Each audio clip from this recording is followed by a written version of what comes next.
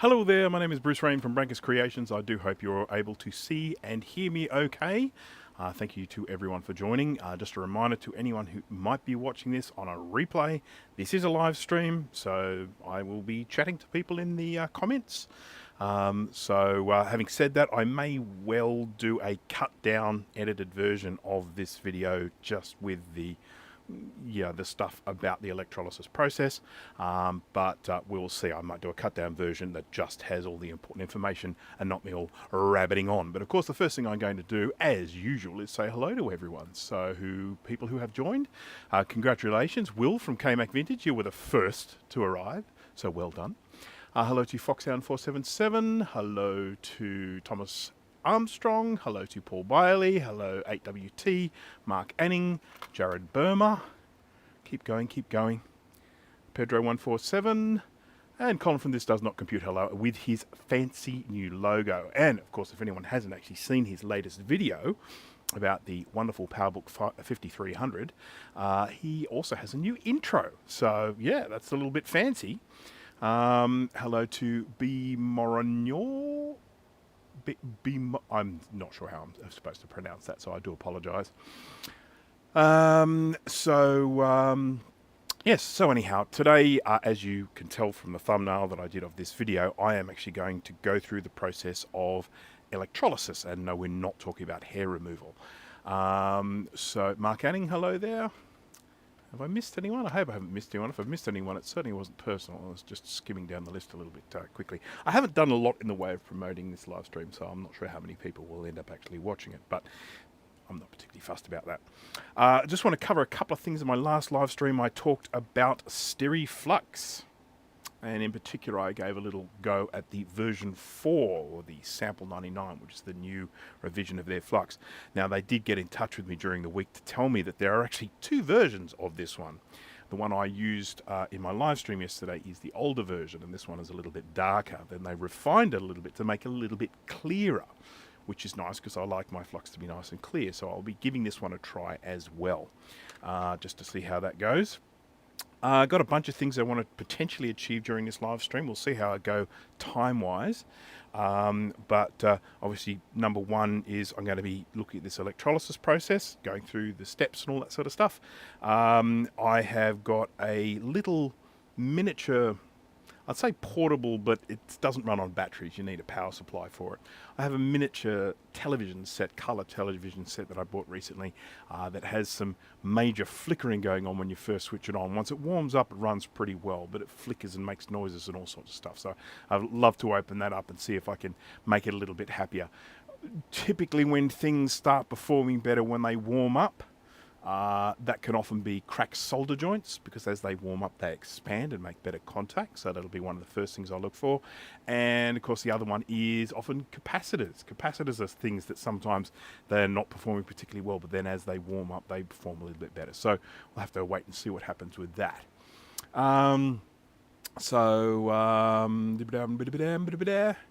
This is a Rust episode without discs. It is a Rust episode without discs. Are you talking about the fact that discs have iron oxide as the medium for recording stuff? I don't know. Same with cassette tapes. Maybe that start stream button is rusted shut. I think not. I have got 2 tubes of AMSTF flux. Haven't tried it yet.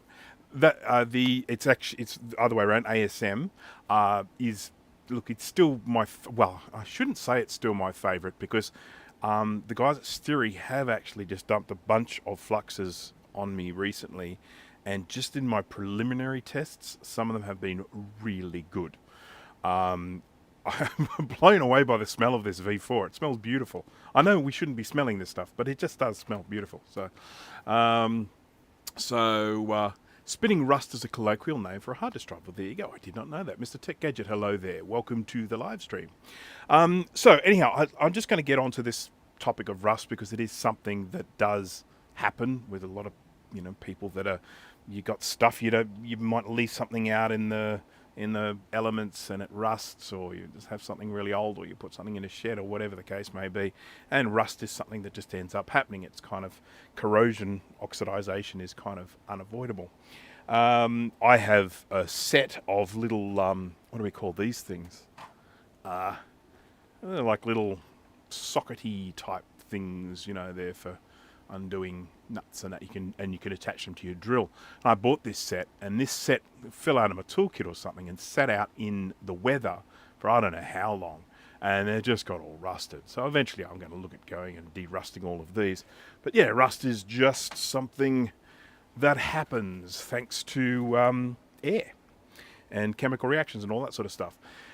Now, I recently did a video where I got some very old and rusty computers and I did some restoration on them, and the results came out really well. I've actually got one right down here with a chassis that started off. I think I might even have the picture here and I can show you. Let me have a look, I put it so, here it is, this is it. You ready? Okay, so that was the chassis of a Macintosh SE30 that I got my hands on. It's, as you can see, fairly corroded. So one of the things I wanted to do was to try and bring this back into some reasonable condition. Now, what I ended up doing with this one is I ended up using a mix of cleaning vinegar and salt, just good old-fashioned salt. And added the salt to the vinegar, dropped the metal chassis into that and let it sit there for a while. Now, I actually then also aided in this process by using an ultrasonic cleaner. So I have a very, very big ultrasonic cleaner, and I was able to put the container, because I put all the liquid in a container, lower it into my big ultrasonic cleaner, and then I just used water to fill around the edges, just so that the water would then transmit the sound into it. And it worked really, really well. You could actually watch it reacting as it was happening. You'd see the little bubbles coming off it and the rust literally just falling off the chassis. And so that worked really well. Gibatronics, hello there. So that did actually work really, really well to remove rust. And then once that's done, because it's a galvanized finish, you know that if you don't do something to treat it, it's just going to rust again. So I actually used, it's around here somewhere, there's a product called Rust Guard here in Australia, made by a company called White Knight, which is a subsidiary of Taubman's. And they have these Rust Guard range of stuff where you can do, you know, like a metal primer. The one that I used was a product called Cold Gal, and it when I sprayed that on there, it gives some rust protection as well as obviously giving a coating on it. Because obviously, you get rid of the rust, if you don't do something about it, it's just going to come straight back again. SadMac356, hello there. So that worked really, really well. But then I also wanted to look into the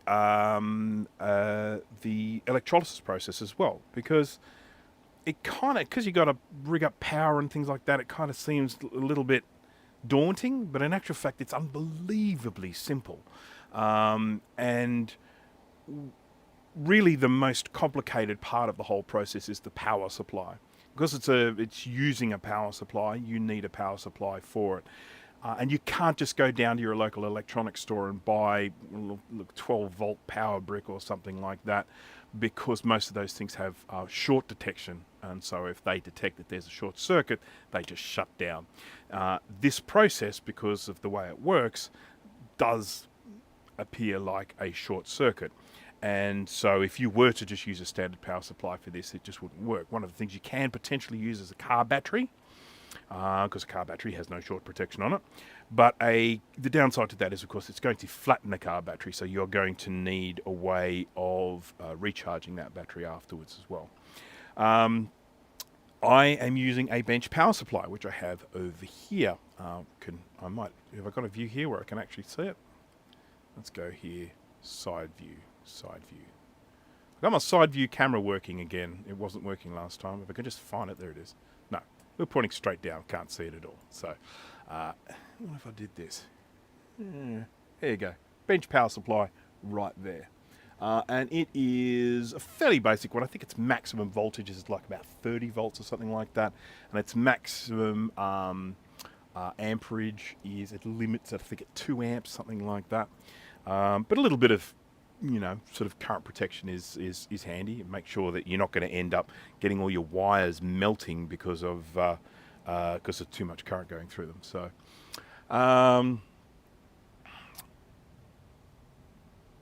okay, so just going to check here. Had to refresh for it to start and see it. Oh, did you? I'm sorry about that. It's going.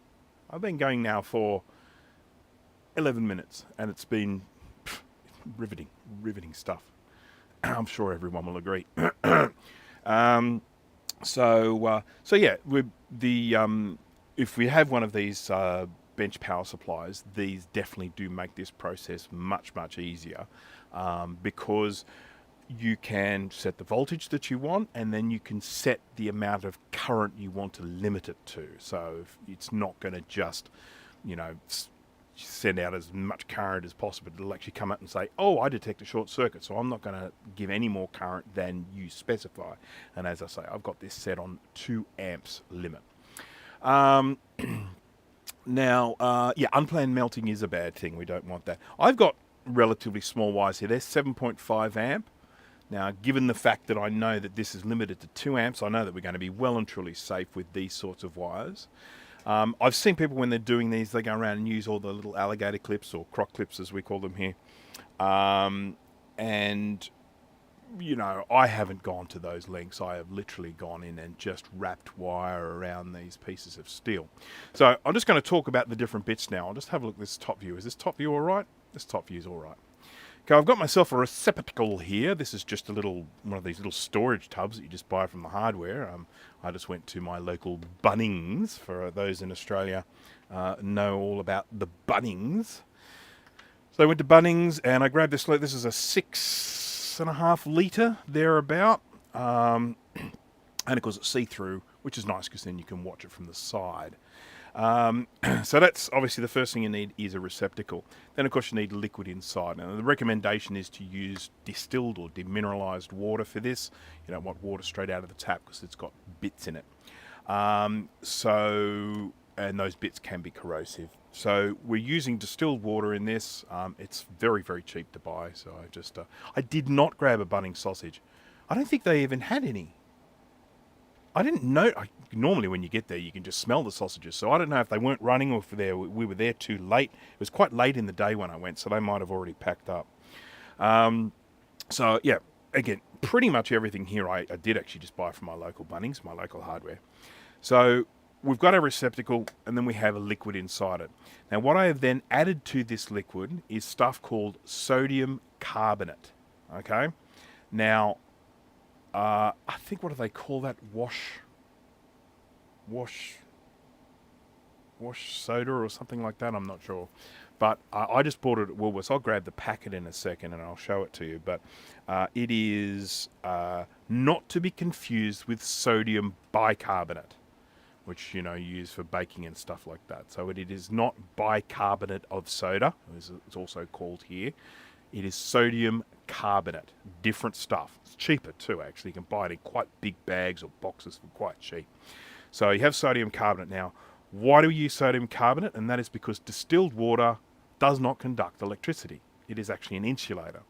And so we need to actually add to the liquid something that is going to conduct the electricity. And there are lots of things you could add. You could just add salt. Salt's a very good conductor when you add that to water. Just think of, salt water is a good conductor of electricity. But if you use salt, this chemical reaction will apparently produce chlorine gas, which of course is not particularly good. Chlorine isn't a good gas to be getting up your schnoz.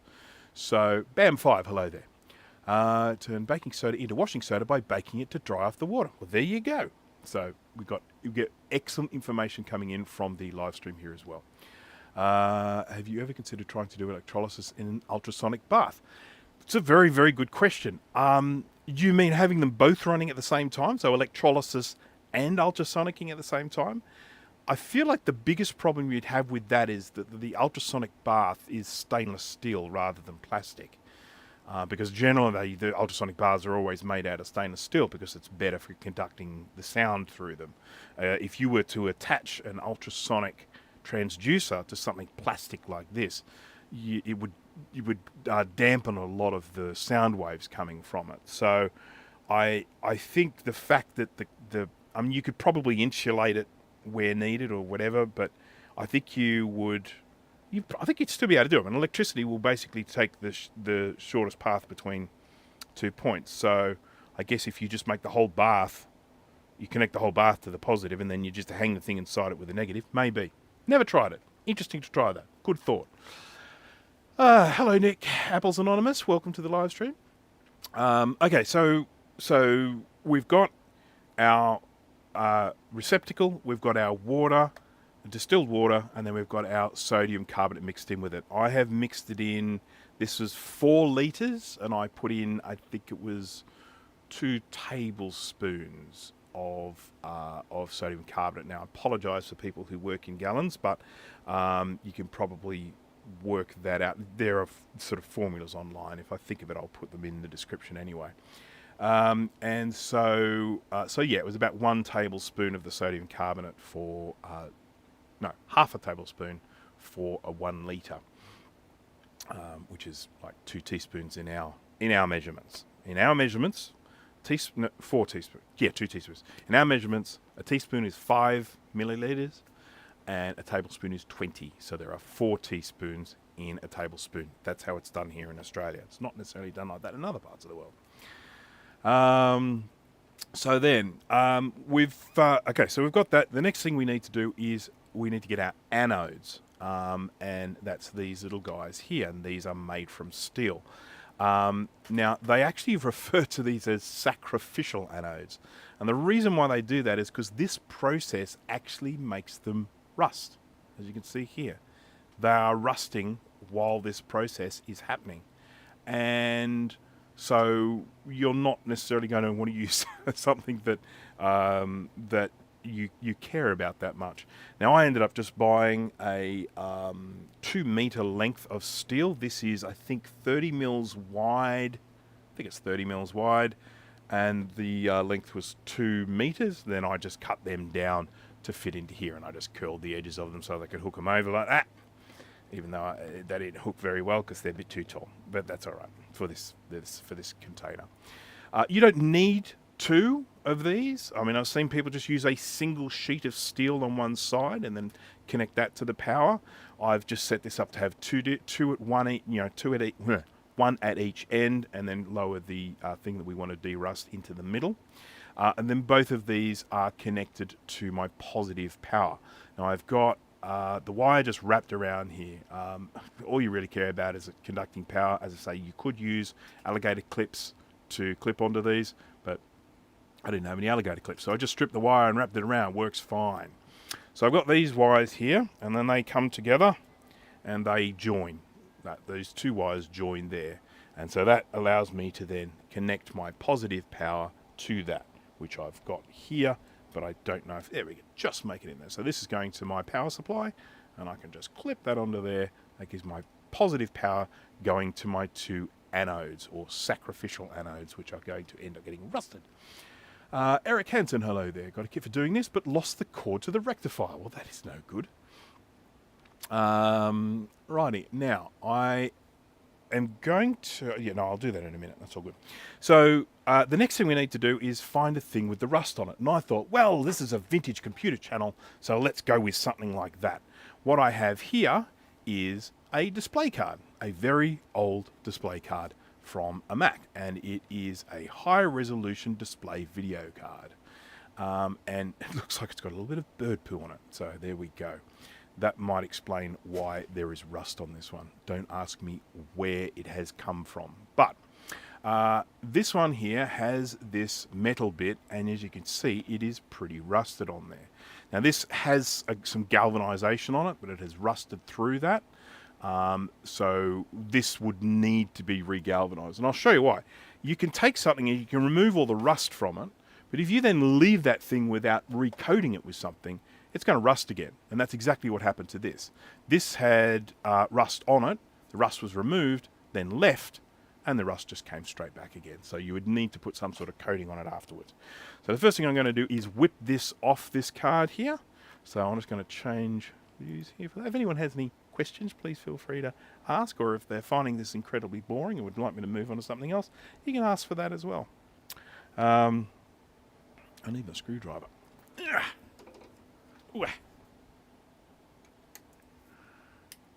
Kenneth, hello there. I use a 2 mole solution of sodium hydroxide, 80 grams per litre. This is to achieve a pH of 11. Then run 2.3 volts to avoid hydrogen production in accordance with the Purblax diagram. Well, that is going way beyond the simplicity of what I am doing here. One of the things I'm trying to actually convey with this video as much as possible is to sort of let people know that this process of electrolysis is not necessarily out of their abilities. It's not like, oh, that's too hard, that's too complicated. Like in the same way that I look at, what's that thing called, where they do the retro brighting. That's how I feel about retro brighting. Too hard. Just too hard. Ouch. Sorry, I'm just needing to undo these little things. Here we go. There we go. Too easy. Yes, but I'm a nerd. That's all fine. I think most of us are. I had someone say to me once, I don't know if this is meant to be taken as a compliment or not, because I am a web developer, I'm a programmer, that's my main job. I had someone once say to me, "You're a programmer, but you're also a normal bloke." And I thought, wow, way to insult a whole big group of people at once. So I'm just going to try and get this off. This is, I think, a bit rusted on here, to be honest. I'll whack it. Hit it with a hammer. There we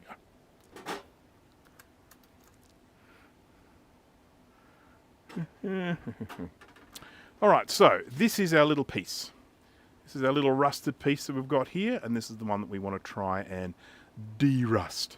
And then, of course, it'll need to then get sprayed with something to make it look pretty. But as I say, I'll just use the same stuff I used before, which is the cold gal.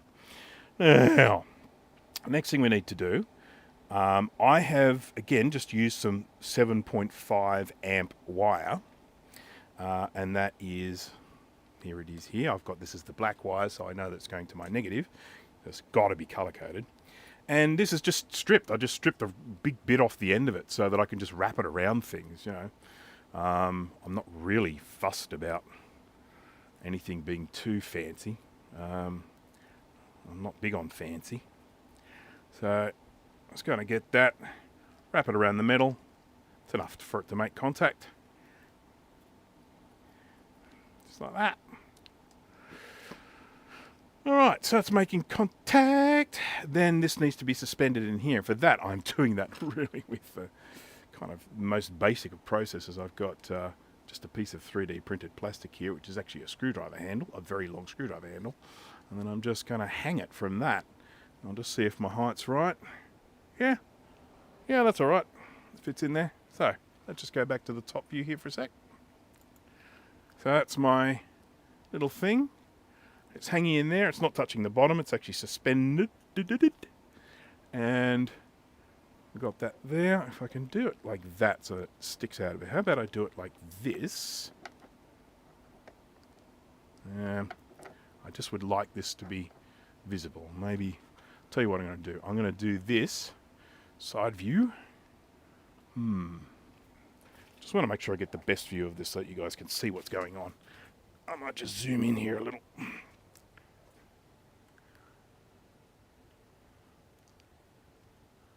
There we go. That's probably got a whopping great wire in the way, but I'll move that. Okay. Move wire. Okay, so there we can see in there. Look how dirty my hands are. Disgraceful. Alright, so I'm going to start with the top view, and I am then going to switch on the power. Now, as I say, I've got this set on 12 volts from my bench power supply, and I'm going to switch this on now. Now, my bench power supply is immediately telling me that there is a short circuit, and that's because we're running, well, we essentially do have a short circuit here. But what we can see is that is actually starting to bubble away. If I go to my side view here, you can see it effervescing like a Schweppes. Would anyone like a Schweppes to drink? Yeah, lovely. So that is doing its thing now. We are electrolyzing. I really should have set this up so that I could hang it in a way where, yeah, I know what I'll do. I've got this camera, I can move it. There we go. I can come at it at an angle like that. So,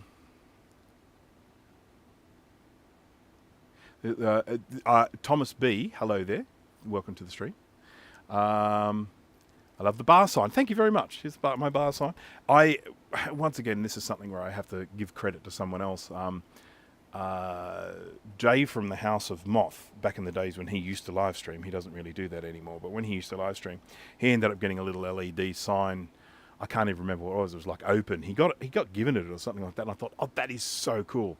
So I went looking around to see what sort of signs I could get, and bar just seemed to be the most appropriate for me. So I just grabbed the little bar sign there, and it's been going ever since.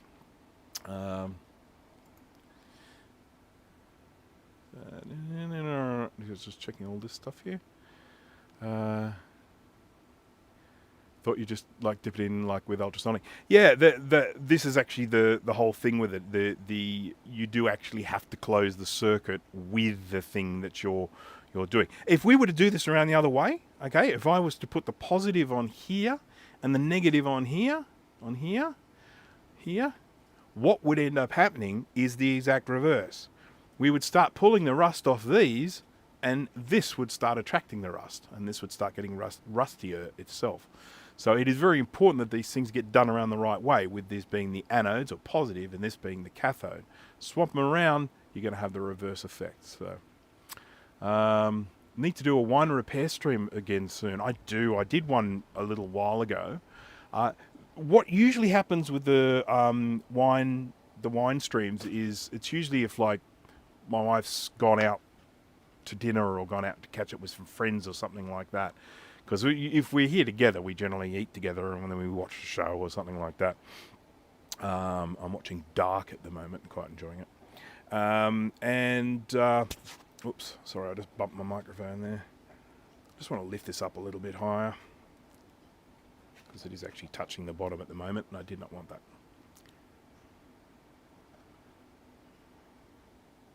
I don't know. Yeah, so if the missus is actually going out and catching up with some friends or something like that, I will generally do a wine and repair stream then, find something silly to do. One of the things that I'll be doing today, once I've finished this live stream, is I've got a bunch of repairs here that I need to get ready. I started work on that yesterday. I need to get ready to send back to their owners because I've had them for far too long.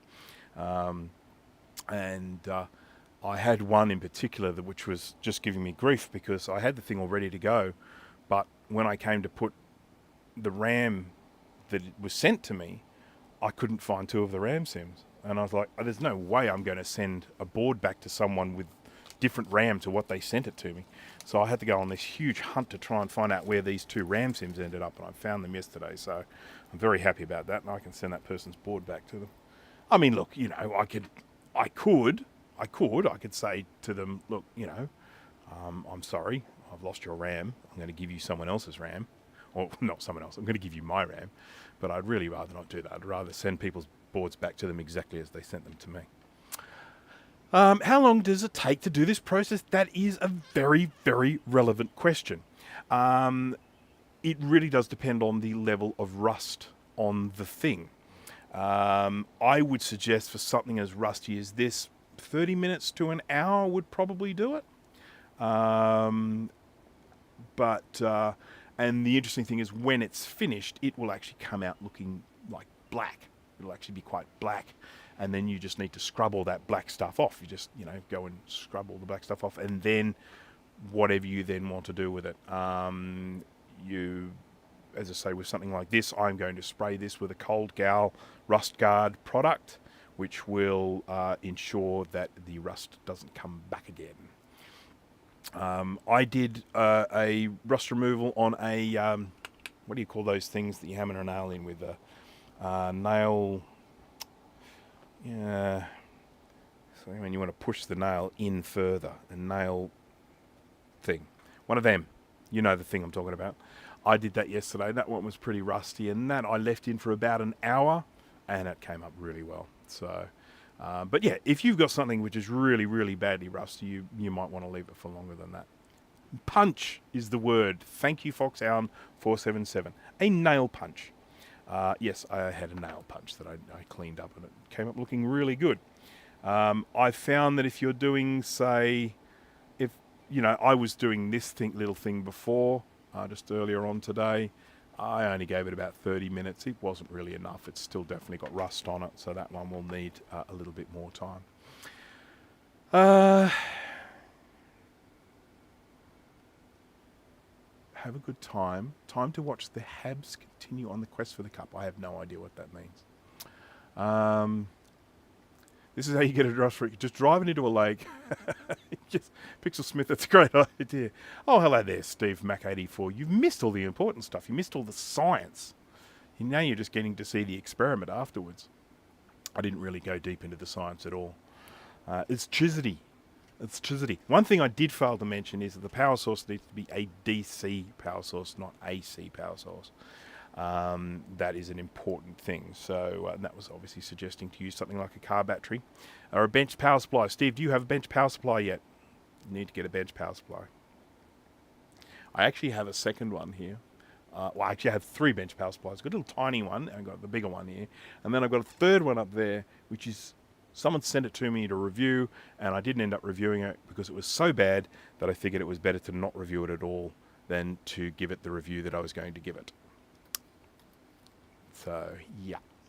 The controls are atrocious. So, anyhow, I could probably put this aside somewhere and let it keep doing its thing, and in the meantime work on something else while it's electrolysising away. Is there anyone here in the chat who has never done electrolysis like this, but has thought about doing it? I'm just curious about that. And has this been of any benefit? Are you more likely to give it a try now after watching this video? If you could please drop in the chat and say yes or no. Hello, Jay from the House of Moth. Never done electro-thingamajig. There you go. Yep, excellent. I'm pleased to hear it. I think the important thing to remember is that yes, you can go to incredible lengths with this to set yourself up with something really, really fancy and professional and that, but really it is just bits of metal hanging in an electroconductive solution and with electricity running through it. That's pretty much all there is to it. Now I'm just going to get up quickly and I'm going to grab the stuff that I was talking about, sodium carbonate, to show this is the stuff to use to make the water conductive. I'll be right back. It's not far. I will be in microphone contact with you the whole time. I can talk about interesting things as I go here into this particular shed here, and I go and I grab this bag. Here's the bag. Here's the bag. Hello, bag. And talk about this stuff. I bought it in a 1 kilogram bag. So just going to do this. Excuse me. So this is the stuff here. Now I bought this, as I say, from Woolworths here in Australia, and it's called electric washing soda. Electric. But washing soda, that's the stuff you're looking for, washing soda. And you should say on it somewhere that it's sodium carbonate. But you can use it for household cleaning. Dilute it in water, or use the miracle spray recipe to easily remove grime, grease, grime, grease, and dirt all around the home. So there is a miracle spray recipe on the back of this here. And look at this, it says on here, as seen on a current affair. This was on Current Affair. You've been stealing the savings of pensioners and getting rich off it. What do you have to say about that? Do you have anything to say about that? current affair. So, yep, you can use this for as a detergent booster, and you can use it for cleaning your silverware. Dissolve 1 cup in 2 litres of hot water and soak for 15 minutes on a bowl lined with aluminium foil. Rinse off and buff. There you go. So, yeah, ingredient, sodium carbonate. So, there you go. So, as I say, not to be confused with sodium bicarbonate.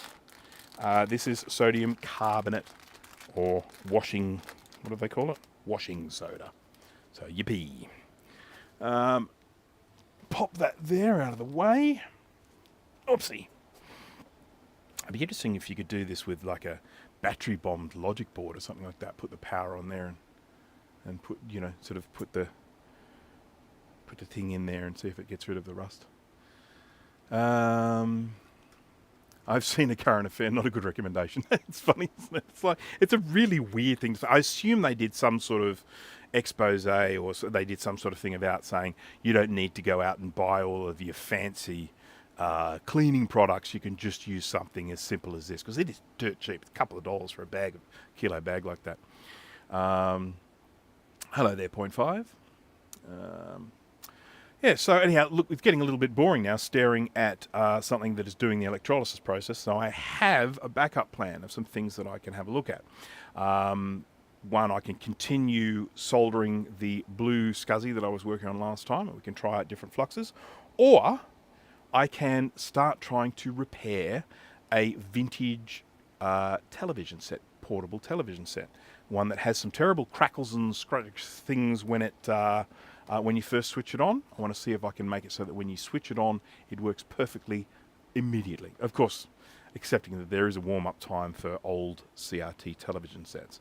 So, are fumes a concern? Thank you very much for asking that, Jay from the House of Moth. In the instance of what we are doing here, they are not really a concern. It's my understanding that these little things are letting off fumes, but they are relatively benign things like carbon dioxide and stuff like that. If you were to use sodium or salt instead of sodium carbonate in this, it would be giving off chlorine fumes, and that's what you don't want. So it would still work. This process would work. You would still be able to get the electrolysis process working, but you would be getting some nasty fumes from it, and that is why they recommend, from a safety perspective, to use sodium carbonate. Did the chicken cam get fixed? Of course, Colin, of course. I was thinking only of you when I went and made sure... Oh, there's no chickens. Sorry. Went away? This does happen sometimes with the chook cam. It's just to do with the network connection. And then it does it, and then it kind of refreshes it and that. But, sorry, there we go. There we go. Just, it goes in and refreshes every now and again. And I did fix the side camera as well. I was having all sorts of trouble with that in the last live stream, but that's fixed now, so we're all good. But yeah, unfortunately, the chickens are all somewhere else. It's very, very humid here at the moment. It's not super hot. Where I am now, it's about 26 degrees Celsius. So, but it is.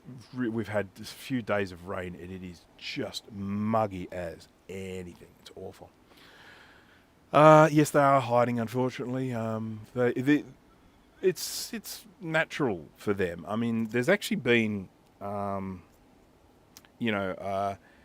of the best ways, if you're going to have chickens, if you're going to keep your own chickens, one of the best things you can do is to have an environment where there's lots of foliage that they can hide under, because they do that. I mean, they're an animal that is used to being in sort of bush scrub and stuff like that. So, if they're threatened, they just dart straight under things and they hide in the bushes, which is one of the reasons why they don't particularly like just being out in open fields and stuff like that. They do like to be able to get under stuff.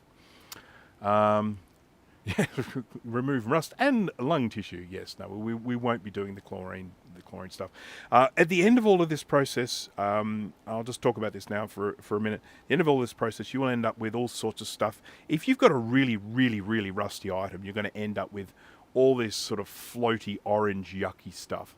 Again, most of all that stuff is pretty benign. Iron oxide, again, carbon dioxide, things like that. There's nothing really majorly toxic. I'm not going to recommend that anyone goes and eats that stuff or drinks it, but it's not like if you get some on your hands, it's going to suddenly start melting like the Wicked Witch of the West when she gets wet.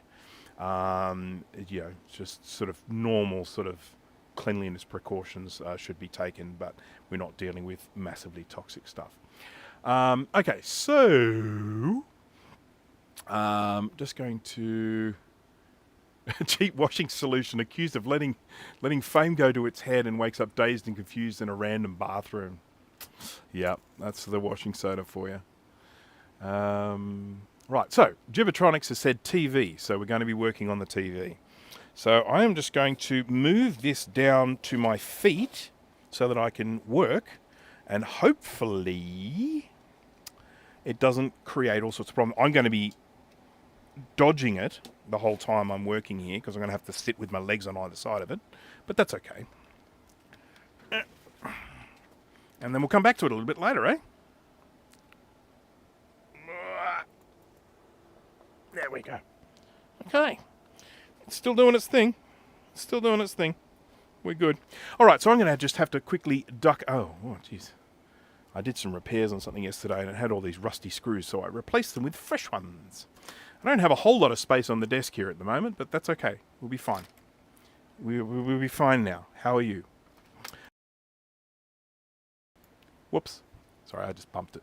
I got some more solder wick, very important. I've been trying out the Steri solder. I will be reporting on that later on. Just got to make enough room to work on my TV. I don't have a lot of room here, but I'm going to just make a little bit more. And here's some of my failed 3D prints. I don't need to keep those. Here's a partially built Blue Scuzzy. Let's move that over here for when I do finish it. And that can go. Is there any way you can speed up the process, more DC? I suspect you can, and the only reason I say that is because when I first did it, well, let me just say this. I had, when I was reading about this process, they were saying you want to use between 6 and 12 volts. Now, when I first did 6 volts, you could barely see the bubbles coming up at all. But when I went to 12, up they go. So, yes, I mean, I am assuming that an increase in the voltage would, or potentially an increase in the current as well. I've got this current limited at the moment. Would probably speed up the process. But then you've got other things to look into, like you might need to use more heavy-duty wires running across to the anode and the cathode, because the wires you have might end up sort of getting hot and stuff like that. But I haven't done any exhaustive testing of different voltages yet, so I haven't really got anything to report on with that. I am not an expert on this process. That is a really important thing that I need to say straight up front. What I mainly wanted to do in this live stream was just to demonstrate how easy it is to do. And if it's something you want to give a try, you really don't need much to do it. All right, well, I'm going to go up and grab the little TV now. So if you don't mind, just wait for about 60 seconds while I head up and grab the TV, and then I'll be back. Back soon.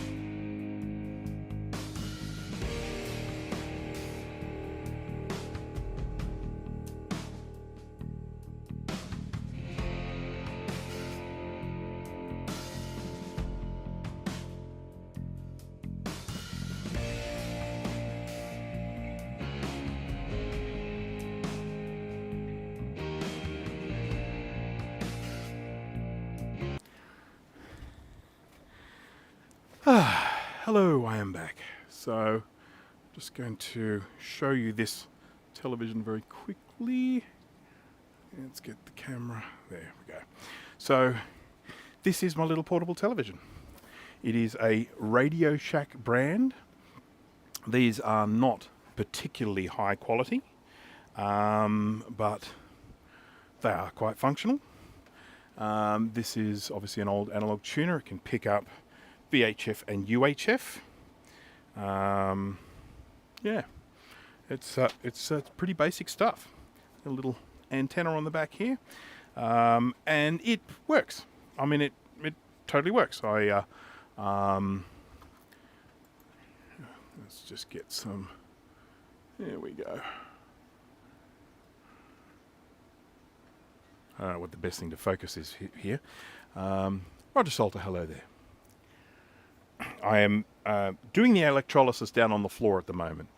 But if you're interested in the electrolysis process and want to catch up on it, I do that all at the beginning. Now we're having a look at a television set. This is an old vintage television set. And I just need my container to put all my screws in so that I don't lose them. Is that my container there? Don't you dare fall down. Thank you. This is not my container.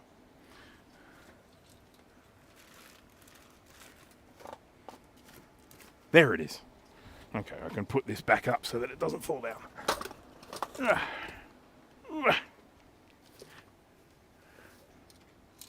Were there Radio Shack stores in Oz? No, but we did have Tandy, and Tandy sold Radio Shack products. So when we see Radio Shack, the first thing we think of is Tandy Electronics. So there were two main competitors in the market, certainly when I grew up. There was Dick Smith Electronics. That's an Australian brand, Australian company, also known as the Electronic Dick. And yes, and then the other was Tandy. So they were in direct competition with each other. So in the 1980s, you would have been able to buy things like this. You could buy components, electronic components. You could buy like old microcomputers. I know that my very first computer, the very first one I ever bought, was a Dick Smith VZ 200. And yeah, they were selling similar competitive products at Tandy. So why is the second camera blurred? That is my microscope, and at the moment it is absolutely completely and totally out of focus. I don't think I'll even be able to get it in focus because it's too far up. There we go. I'll move it onto something that I can focus. There you go. Now there's a piece of wire or some crap there we can have a look at in focus. There we go. Okay. So Dick Smith closed down. I mean, Dick Smith, the person Dick Smith, he sold the company ages ago, but it has since closed down. And well, no, sorry, it is changed to an online-only store. So I've got to remove the speaker and the antenna cable from here, and I am going to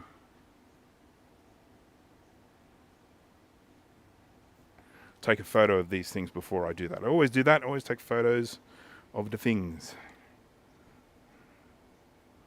so I know where they came from. I know which way around they go and all that sort of stuff. Now that, how am I going to undo that? I hope that just comes undone. If it doesn't, it's poor design.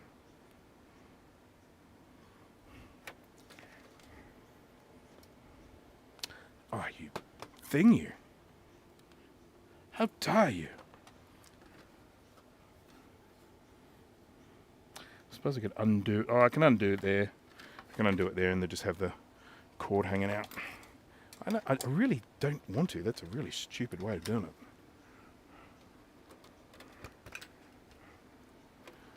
I mean, it just seems ridiculous to not have this removable.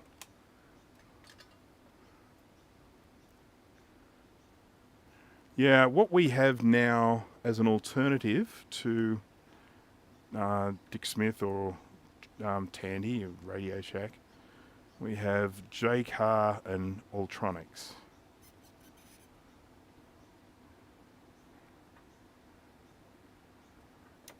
There we go. I just desoldered that wire rather than do anything else. Just be a lot easier from my perspective. So let's have a look-see at this. Now this is a really cute look at it. I mean, isn't this the cutest little CRT you've ever seen? Little teeny-weeny CRT there. And then we've got our anode cap there. I'm going to give that a good clean because we've been getting lots of crackling from this, and that can often be coming from the anode cap. We've got our little flyback transformer living just here, and on that you've also then got focus control on that there, which I've already had a little fiddle with just to see if I could bring it into better focus. We've got little controls on the side here for colour, contrast and brightness. Yes, that's my Greta impression. Had Tandy all over it there. Okay, cool. Yeah, so I got sidetracked while I was telling this story. So Dick Smith is now an online-only thing. Dick Smith Electronics, the guy Dick Smith, he sold it ages ago, ran for a while. They then started getting into consumer electronics like TVs and stuff like that. They ran for a while, and then they weren't making money, and then they called it a day. And so they closed down all their stores and then just remain now as an online seller. But they sell, if I'm going to be really, really brutally honest, they sell crap. Mainly pretty rubbishy stuff in my opinion from Dick Smith these days, so which is a little sad, but you know, yeah, it is a long neck for a small tube, but I suppose that's because it's a colour one. If it was a black and white one it probably wouldn't need to be this long, but with it being a colour tube it does need to be. So some of the things I'm going to have a look at with this, I'm going to just be very gentle. I want to have a look around for any cracked solder joints, because they're the sorts of things that are likely to cause problems when it warms up. So this is a TV that, after it's been running for a while, runs really, really well. But when it's cold, it has a few issues. Now, I haven't turned this on since yesterday, so I've got no fear of getting any zaps or anything like that. Nothing's going to be holding a charge anymore. I don't need to discharge the flyback or anything like that. So yeah, I mean, I think we should be pretty safe with this. But I am going to get my better glasses, the ones that have little magnifiers on them, so I can have a closer look at this and see how it looks. And to be honest, most of these solder joints look pretty darn good. The other thing we probably need to look at with this is the replacement of some capacitors. This was made in July 1999, which is actually newer than I thought it would be, but that is now, what is that, 26 years old? 26? So, yeah, it's definitely got some vintage to it. But I'm just going to keep looking around at these solder joints. I don't really see any that look cracked. So I think we're fairly safe there. Now, what's it going to be like dismantling this thing? I'm going to have a look at these caps as well, just to see how they're looking. Because if I go to recap this, I'm not going to be able to replace all of them. There's no way I'm going to have all of these caps that are here. There's almost definitely going to be some that I don't have. Just looking and looking and looking. If it didn't work at all, there would be different things I'd be looking at, but the fact that it actually it switches on, it fires up straight away, but it flickers, and it has sections of the screen that are out of focus. Some, you know, like top half is out of focus, bottom half is in focus. But then, as I say, when it warms up, it all comes good. So, got a little bit of corrosion going on down here.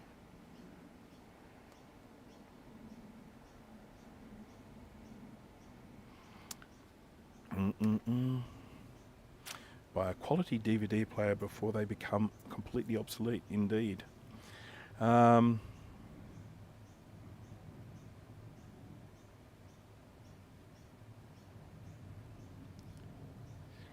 think Adrian had a very similar looking TV on his second channel a few weeks ago that had similar issues, although that one was GE branded one. Looked oddly similar though. Steve from Mac84, he has one very, very similar to this as well.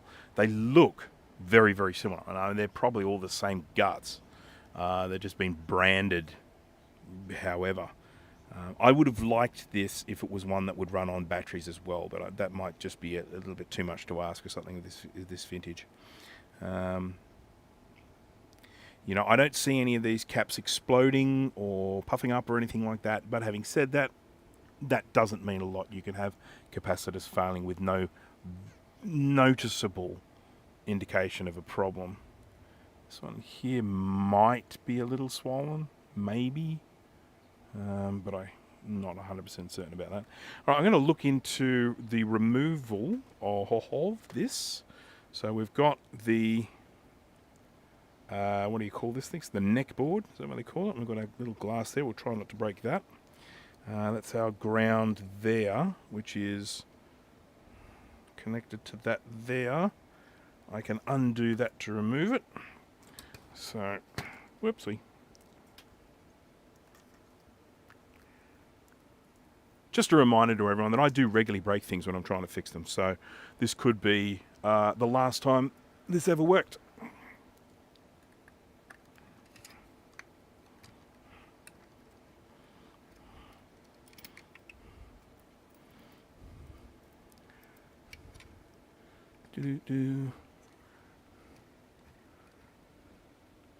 Yeah, the caps warm up and come into tolerance when warm. That's exactly what I was thinking as well. You know, my first thought was that we could be looking at cracked solder joints. Then if it's not cracked solder joints, then we're looking at caps. So, come on. There's the anode cap. It's removed.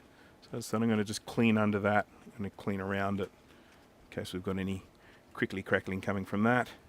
And we've got our little, what do you call that? That's the yoke connector there.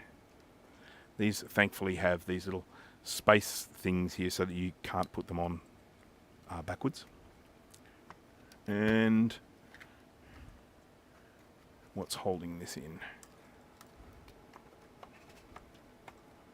Looks like it should just come out, but there's something holding it in.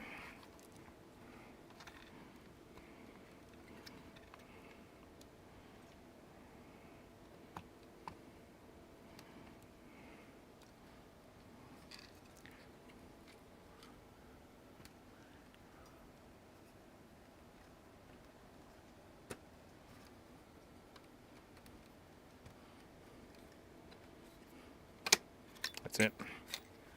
Okay. Well, that was actually remarkably easy. I would like to thank whoever designed this little television for taking it easy on me.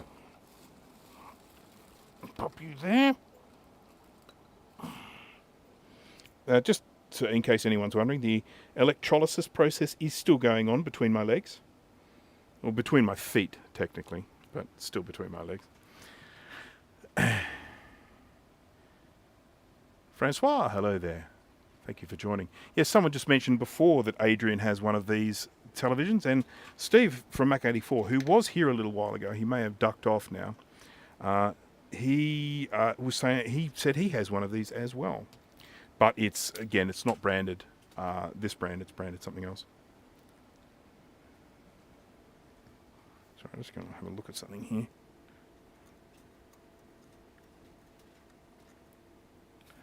Alright, I'm just going to get the scope of dope. And we'll have a look at this closely.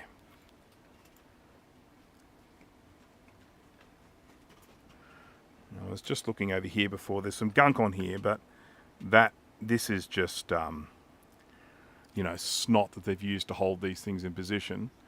There's this muck here on this resistor, but I don't think it's actually blown up or anything like that.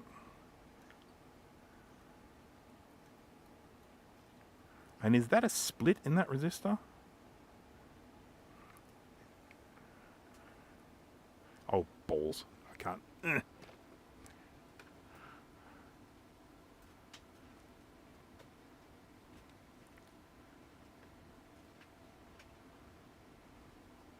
don't know. I'm just going to give it a wipe.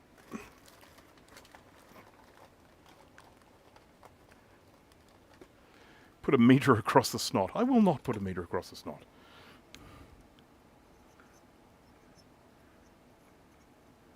That does look to me like that resistor is actually rusting from the inside. Would anyone else agree with me on that one? And that rust does appear to be coming from inside that resistor. This does not look like electrolysis. We did that before, Dana. Where were you? So what have we got here? We've got yellow, violet, black, and gold. Let's see if I have something to replace it with. I'm going to use a little app that I use called Resistor Toolkit on my phone so that I never have to actually memorize anything, because that is just not my thing. And we've got yellow, violet, black, and gold. That is 47 ohms. Is it? No. Yeah, 47 ohms. 47 ohms.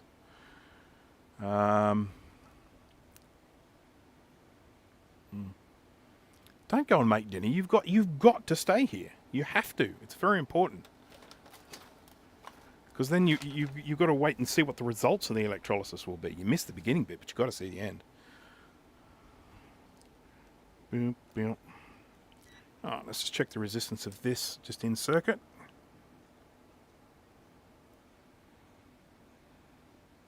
It is testing okay at 47, but given the fact that it is rusting from the inside out, I still feel compelled to replace it if I have a suitable replacement, because this will probably need to be a fairly juicy one.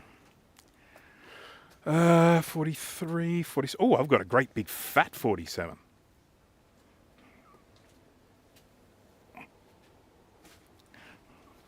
Oh, look at this sucker. Look at this one. Great big fat 47. So I'm going to replace this one. So, back to the top view. Whoopsie.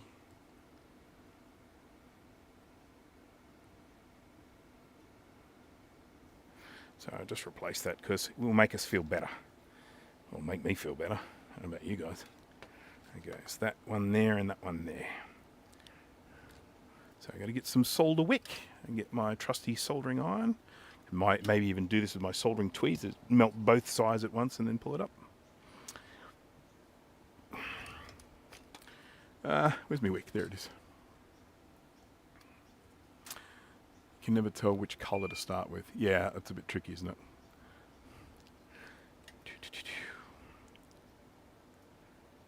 So this resistor I'm putting in place, I believe, is a 1 watt.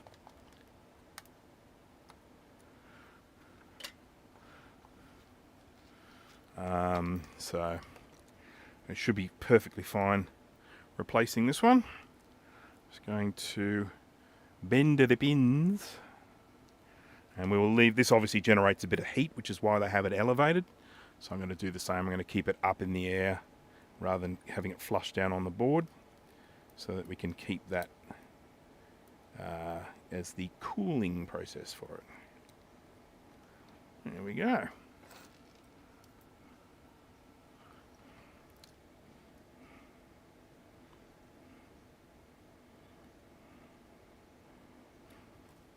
Looking good.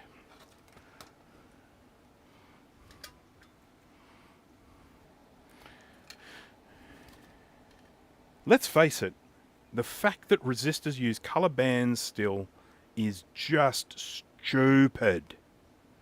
And they can print tiny little writing on surface mount components. Why can't they use tiny little writing on these things? And you can be in a situation where the tolerance can be the same color as one of the other bands on the other end. So you can quite literally have some resistors where you have no idea which end you're supposed to be reading the colors from. Sometimes they put a little space there that helps you, but sometimes they don't. And that's my little rant for the day.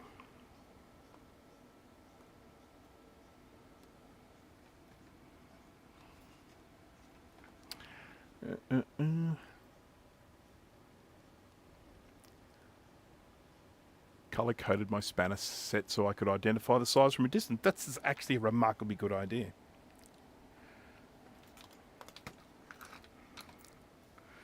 Yep. Alright, so we've replaced that ugly looking resistor. And what I'm going to do now is probably just work my way through replacing some of these caps if I have the replacement sizes for them. This one here looks like a non-polarized cap. So I'm not going to replace that one because I don't have a replacement for it. It's 10 microfarad, 50 volt, but I can see there's no band on it. So, so I'm not going to replace that one. I'm going to start probably with these fat ones here if I have replacements for them. That's a 2216. I think we're in luck there.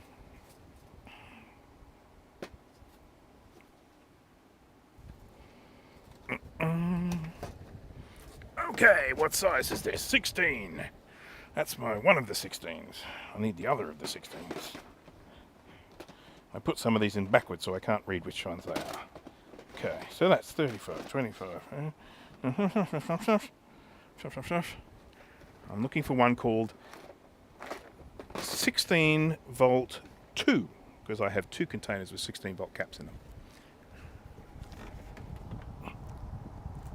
Sorry for the wind blowing on my microphone. I'm right in front of the air conditioner at the moment. Alright. Okay.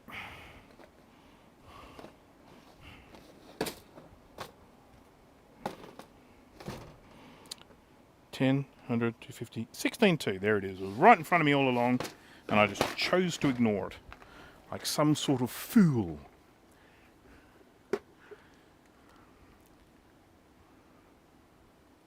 Yeah, blame the person who put the stripe on the wrong side of tantalum caps. What were they thinking? They said, how will they ever know that they're not electric... Oops, I just kicked my electrolysis. How will they ever know that they're not electrolytic caps? Oh, we'll put the stripe on the other side, so when they fit them backwards, they blow up, and that way they'll know. That's how they'll know. It's a great idea.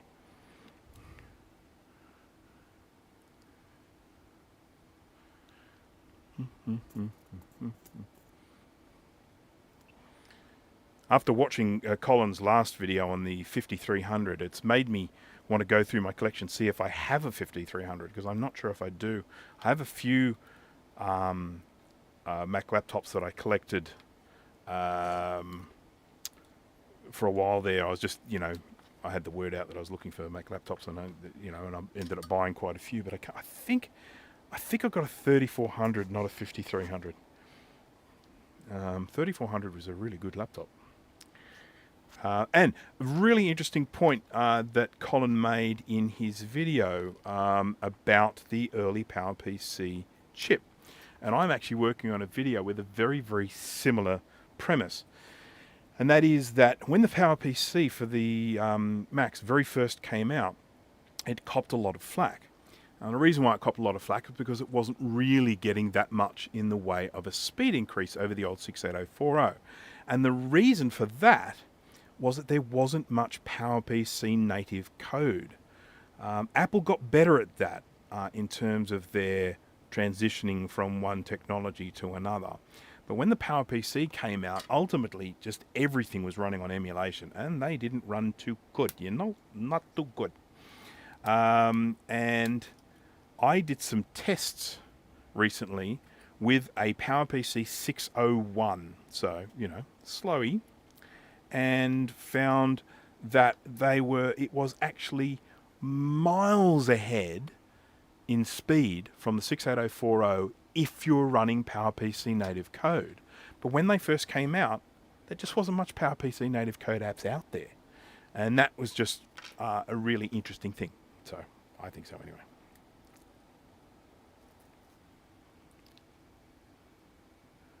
Uh-oh, here's Steve. So, Steve, if you're in the chat there, I have a question for you. You have a television like this, a little TV like this, but yours, this is a brand, what do you call it? What was it? What's the stupid brand called? Can't remember. But anyhow, yours is a different brand to mine. Can you remember what brand your little TV is? Yeah, this is Radio Shack. Yours is RCA, is that right? They're virtually the same TV, but they've just got different branding on them.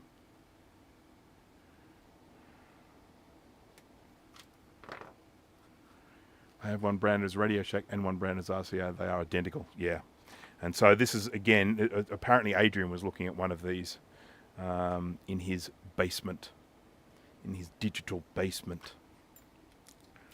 Okay, so I have replaced my first cap and I feel good about it. This one here is a 2225. I should be fine with that as well, but if not, I can probably put a 35 in there. 2225. Oh, I've got fatties. It's a fatty.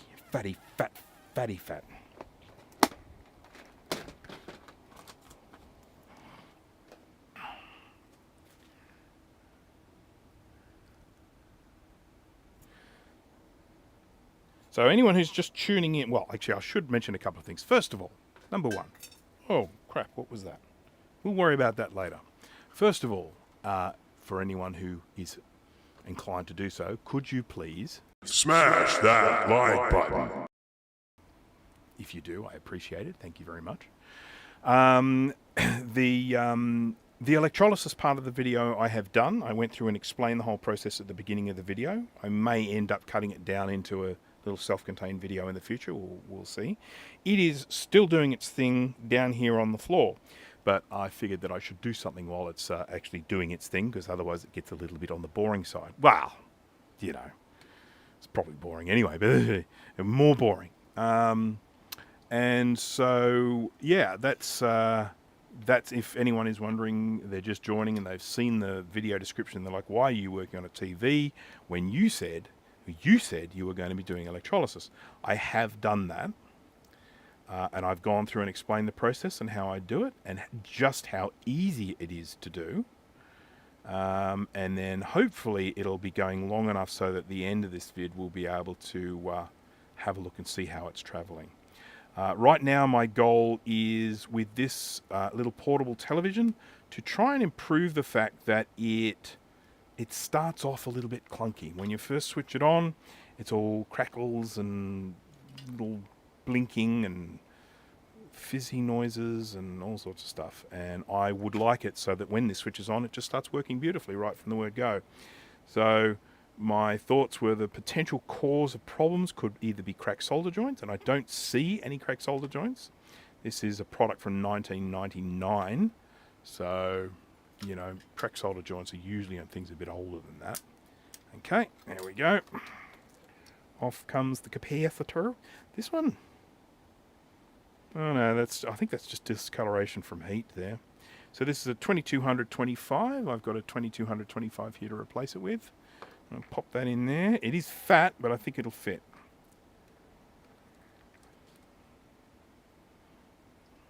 Yeah.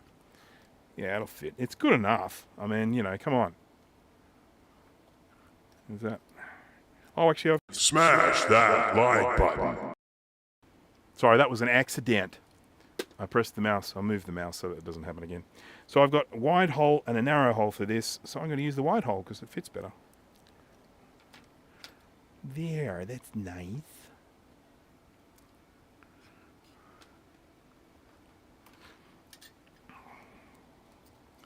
Alright, let's see if we can bring this out a little bit. There we go. It's better. Get to actually see what I'm doing rather than just staring at what I'm not doing.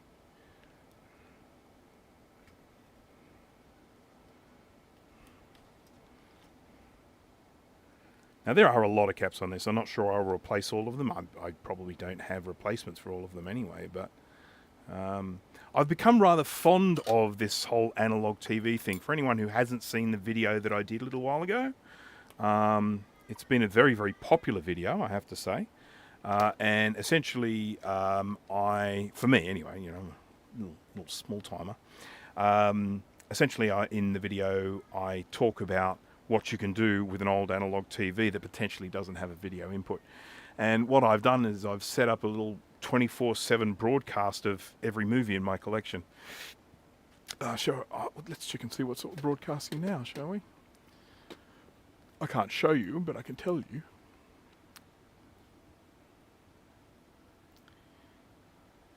Shh, Paul, that's rude humour. How dare you? How dare you?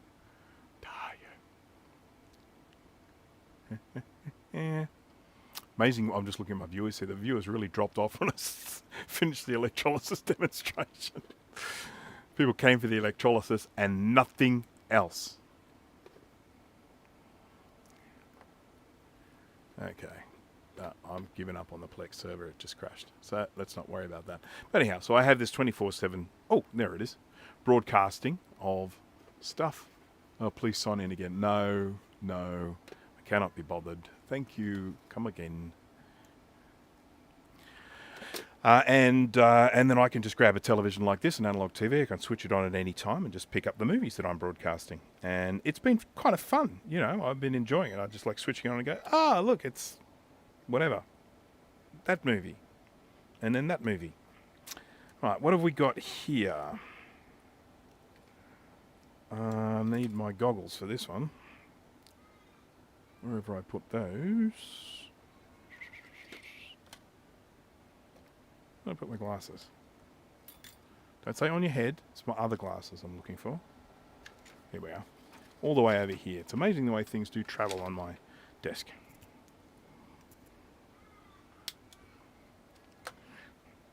Alright, so what have we got? We've got...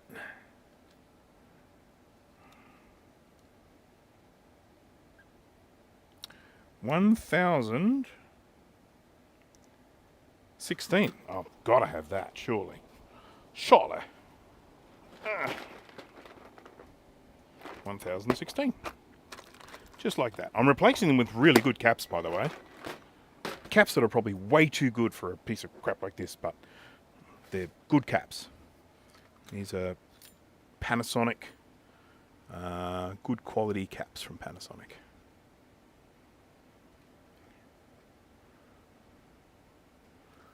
Ooh. Just trying to find the 2 pins. I think it's these 2. We'll soon see. Leo, hello there. I am going to read your comment in just a second. I'm just going to take some solder off these pins.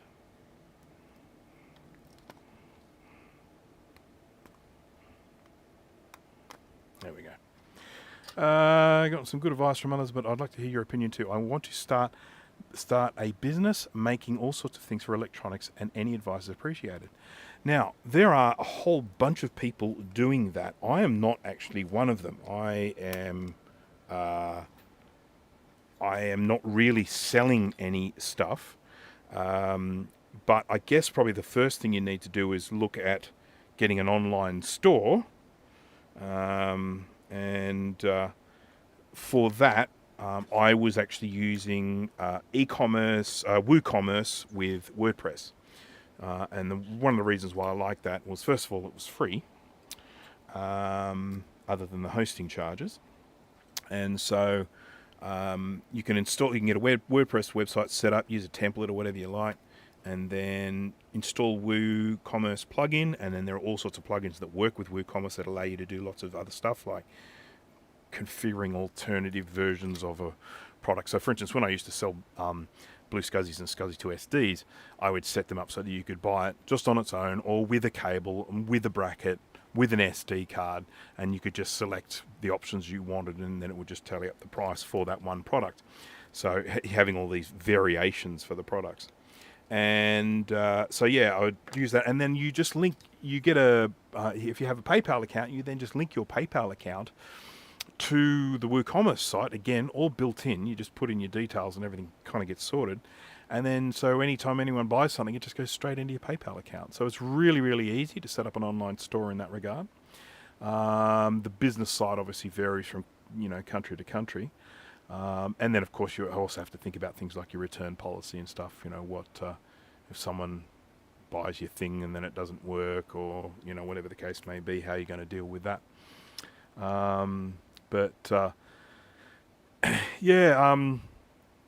I've recommended WooCommerce to a few people. The people that are currently selling, holy smokes!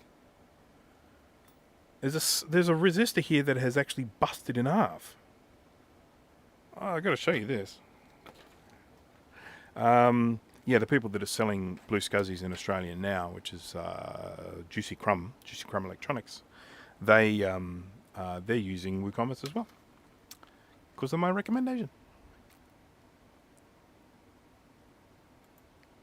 I think it was because of my recommendation.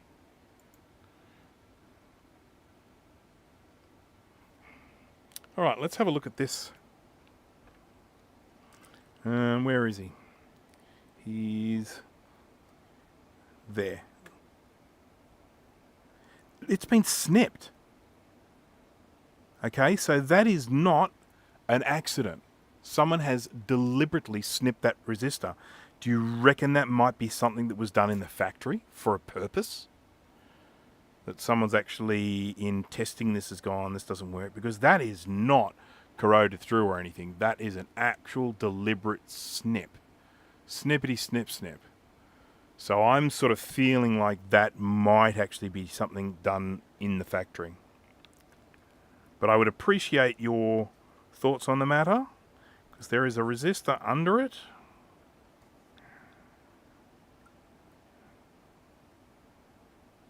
That is an odd one, but it's definitely snipped.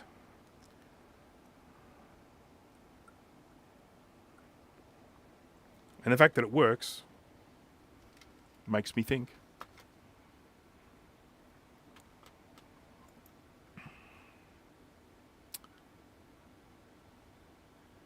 You can hear all sorts of weird birds in the background. Yeah, well, they're not that weird. They're just birds. But there are lots of birds in the background, yes. You'll hear the sound, an occasional sound of birds walking around on the roof of this shed. But outside, yeah, there's probably rainbow lorikeets, and there's probably noisy minor birds, and I don't hear any at the moment. But if I hear some, I will mention it. Right, so that's another cap replaced. I'm sort of working my way down from big to small in terms of the capacitors. It's probably because there are fewer big ones than small ones, so it sort of just seems easier and more logical to do it that way. You feel like you've achieved a lot with only replacing a few of them. This one here is another 1016.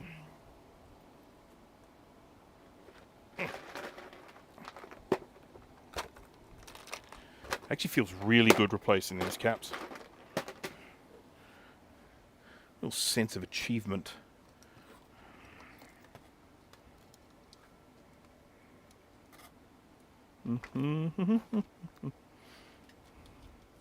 Oh crap, I lost it already. There we go. Those two. I use solder wick more than anything else. So a lot of people will use solder suckers. They'll use either the motorized ones or the hand pumped ones like this. I do use those, in particular if I've got a lot of solder to remove. But I find for something like this, where it's just little amounts of solder, I really quite like using solder wick. I go through a lot of the stuff, and I know people might consider that to be a bit wasteful, but I definitely prefer solder wick. I find I can be more delicate. 1016, just double checking. Measure twice, cut once. The old saying.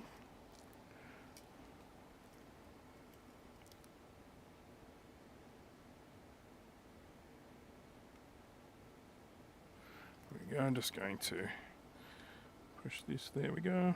Make sure it's flush. Setting flush. There we go. Flush it is.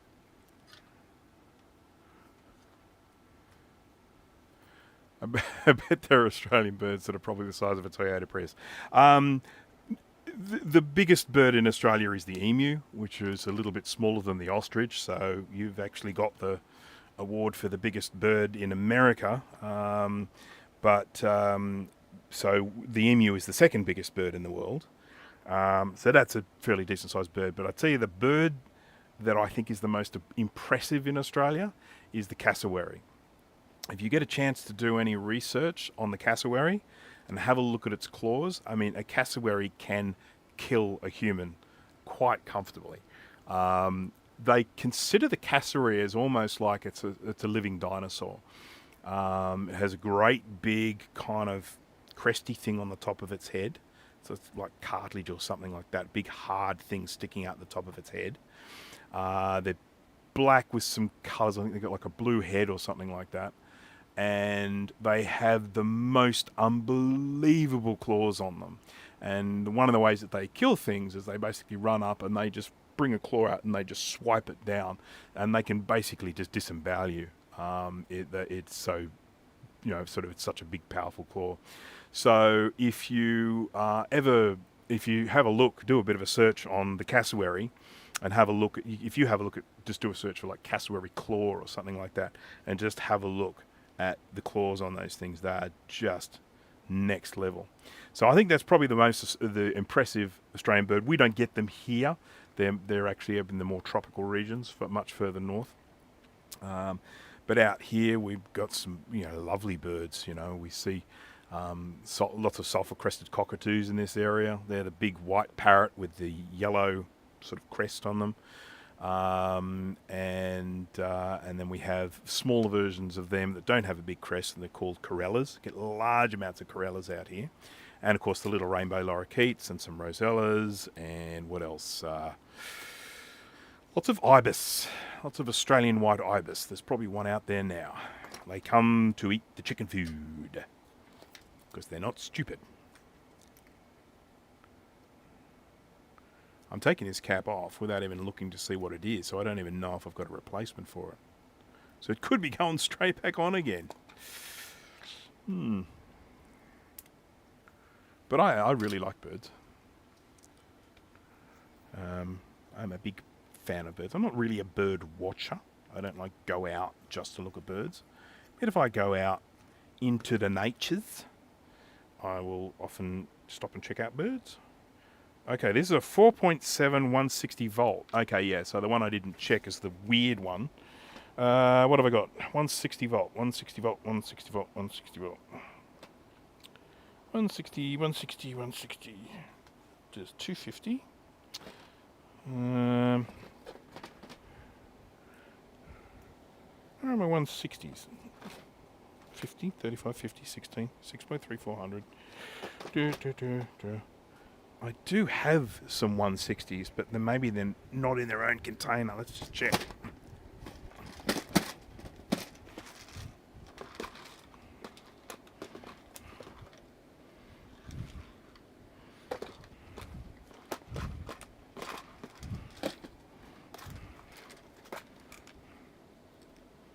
It's got 10 microfarad 160s. So let's see what we have greater than that. So I've got here some 4.7 400 volt. Well, it's the right capacitance. It's a lot higher voltage though. Let's see what I've got in the way of 200 volt or 250 volt. Because I'd rather stick closer to the voltage if I can. 200, no. 250, 250, 250. 4.7, 250, that'll do me. Okay, it's a little bit bigger, but we're all good. 4.7, 250, replacing a 4.7, 160. Just make it is 4.7, not 47. Boop, boop. Boop. Do you sort voltage or capacities or capacitance or both? Because my collection is ever expanding, sometimes things end up... So they're all separated by voltage. So I've got a container for 16, I've got a container for 25, I've got a container for 35, etc. I've got so many 16s, I have two containers. One container is my small 16s and the other container is my big 16s. Now, when I put them in these containers, I put them all in order of capacitance. So small to big. But because my collection has expanded since then, I've sometimes ended up putting putting them out of order. One day I might go in and reorder them all, but at the moment some of them are a bit out of order. You can definitely tell from looking at this, we're generating some heat in this region. That discoloration that we've got there, there's definitely some heat happening here. There's a couple of heat sinks and things and stuff and things. Good, good, good. Okay, so we're working our way through these. It's wonderful. Loving it. Feels like I'm doing something. Yeah. This one here. I think this one is probably about the next size down, that one there. Let's see if it's something I have. Swap glasses again.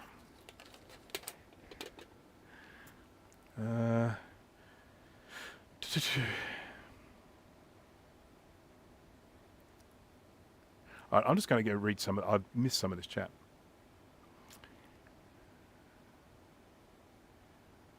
Do you have the rubber-tipped solder sucker, way better than the old hard Teflon tip ones? I have one, but I don't like it. Have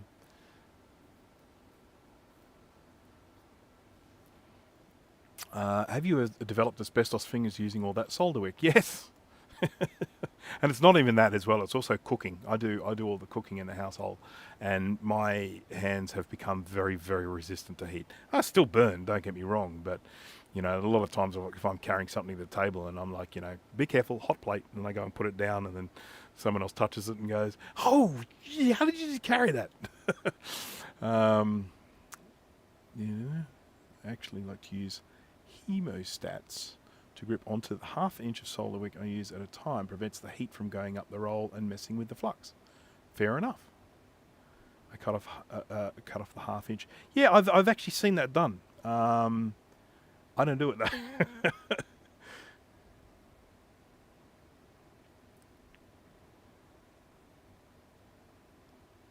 Leaves everything in the middle bit. There's a reason why everything in the middle bit of Australia is left alone. It's because it's a desert. All of the kind of arable land is on the outside. If you have a look on Google Maps and you show the actual photography rather than the maps type thing, you'll see that the center of this country is a gigantic desert. So yeah, everything is on the outskirts. Everything is on the edges. It's not like the US where there's all this arable land in the middle. I mean, I know there are deserts in the US as well, but yeah, in Australia it's all on the edges.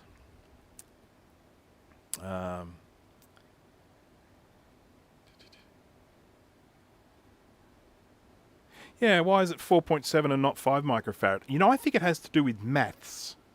A lot of the time when it comes down to electrical engineering, a lot of the stuff is done via calculations, and I suspect it's to do with the calculations. We have 4.7, we have 47, we have 470, 4700.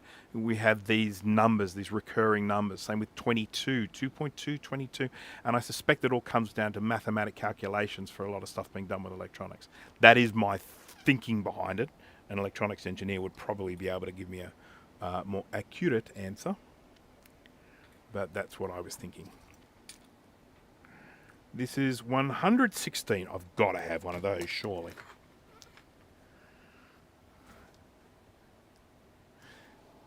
Yeah, Mad Max in the middle of Australia.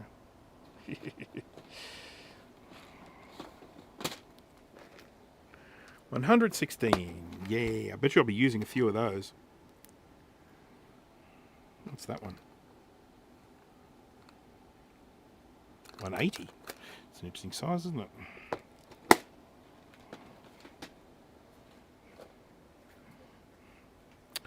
Right, so this is a 16100. We've got to remove this. I think there are a bunch of 16100s on this. I'll check that in a minute, and if there are, I'll whip them all off and I'll replace them all in one big chunk.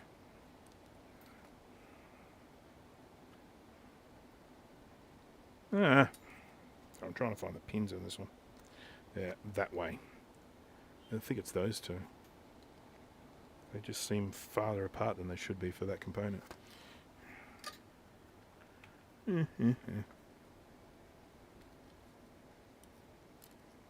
There are some absolutely beautiful things to see in the Australian desert and that. I mean, things like Uluru. That's quite an amazing spectacle. The largest piece of whatever it is, sandstone or whatever that thing is. I've never been there. I would love to go there, but I've never been there. I just dropped my wick, didn't I? Yes, I did. 116. 116. 116. Where did it just come out of? There.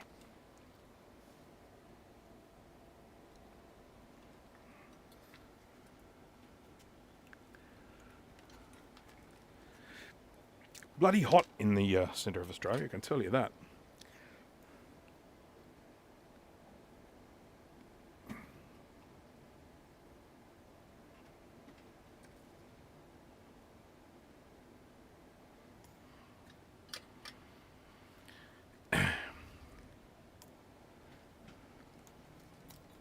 What are we looking at? Clear, flyback transfer. What?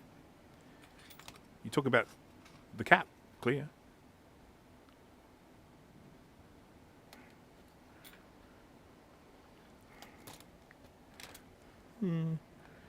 I've seen lots of clear ones. What have I seen them on? Must be one of the computers that I've worked on.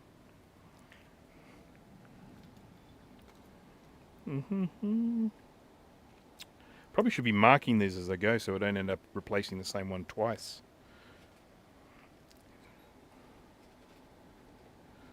Alright, what do we got there? This one is a 22016. What's that one? That's a 22016. What's that one? That's a 116.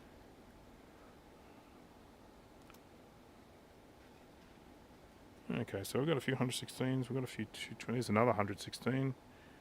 There's a 2225. 22016. Alright, well, let's get a few 22016s because we're going to need to use those. 16. 220. We better have 220s. Yes, I do. I've got a bunch. Got a bunch.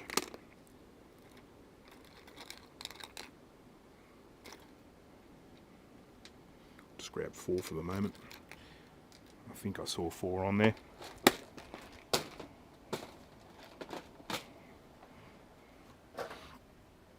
Oh. Now my electrolysis coming along. Should we have a look at it?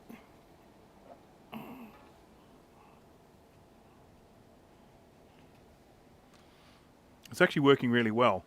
All the rust is black. That's what you want. And then you wash that black off. So the electrolysis side of things seems to actually be coming along really, really well. I'm going to probably leave it in till the end of the live stream, but I think that's actually quite good. You just give that a wash, get all that off, and then just needs to be coated.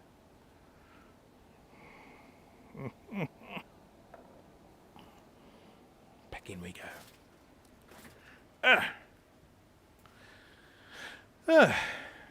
Right, okay, so we're going to continue with this. My apologies to everyone if this is a little bit on the dull side. Let's talk about something. What do we want to talk about? Let's talk about, I don't know. Someone think of something to talk about. No, that's not fair. It's not fair. I should think of something to talk about. I'll tell you, the first thing I'm going to figure out is where are the pins for this capacitor? They're going crossways and they're right under this connector. How many pins does this connector have? 2. 1, 2.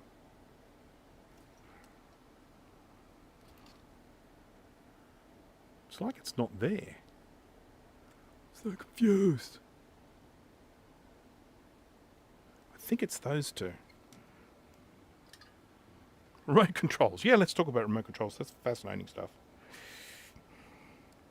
What are you working on at the moment, Steve? What do we see? We got you...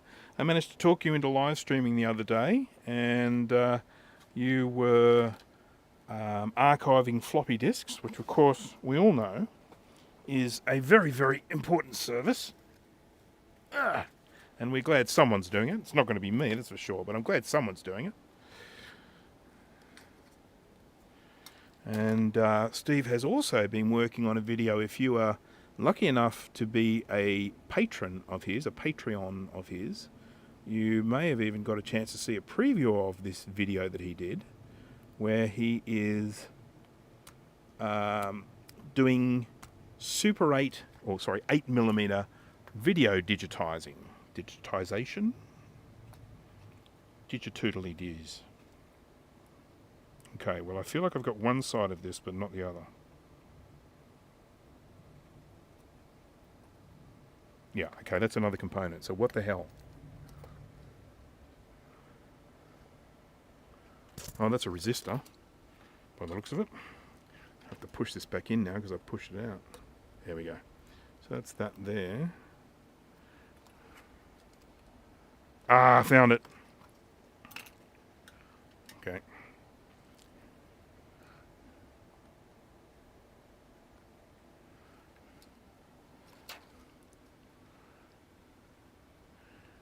Stage show recorded in 1965 at Radio City Musical. He was excited to see it again. That's wonderful. 8mm Filmland. Yep. I need to actually get back to that. Since I've made modifications to my Wolverine, I've got to go back and redigitize all my films in a higher resolution. And so, yeah, that's just... And that's all Steve's fault, of course. To 2016. I will be able to tell, even without a signal, whether I've made a difference to this television, because one of the symptoms that it had was it's got a little line that runs up and down to show what the tuning is. There's a green line that corresponds to the numbers shown on the bottom, and so it just slides across until it finds a channel and then it locks in on it. And that green line was all wonky while the set was still cold. Once the set warms up, it was fine, but it was really bad while it was cold. So yeah, I will be able to connect this all up, test it, and even though we won't necessarily see something on the screen because I'm out of range of my broadcaster, we can probably still detect whether it has been fixed. Okay, now there was another 220 here somewhere. Let's do that one. What was that? That's the 116. There we go. There's one. There's another 116. There's a 22016. It's amazing how much time this sort of stuff sucks up, isn't it, Steve? You just sort of, you kind of get into these things and then you just go and you go and you go.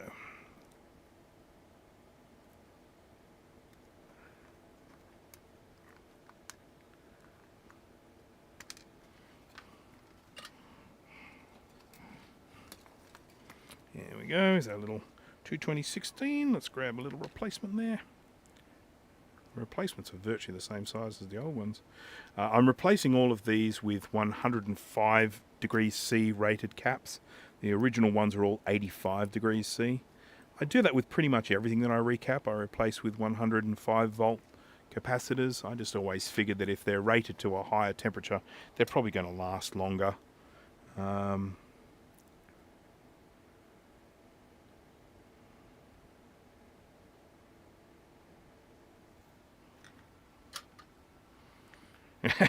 What's a few months of obsession between friends, exactly. And of course, there is a reward at the end of it. I mean, at the end of this sort of journey, you do end up with these things digitized. And as long as you are actually capable of stepping away and just enjoying what you've done, and that you're not perpetually trying to improve it, then, you know, it's very good. It's a very rewarding thing. But you do, at a certain point, need to walk away and say, that's as good as I'm going to get. I do have an issue, and this is probably related to the film camera that our family used. I don't remember the brand of it, but it was not particularly good at getting things into focus. So a lot of our films, you know, the main subject matter is often not in focus. which is a shame, but it's still better than nothing. Our family started filming things in the late 60s. I think my dad's dad or someone like that ended up getting hold of an 8mm camera in the mid to late 60s. And so that's when the film sort of started appearing in our family.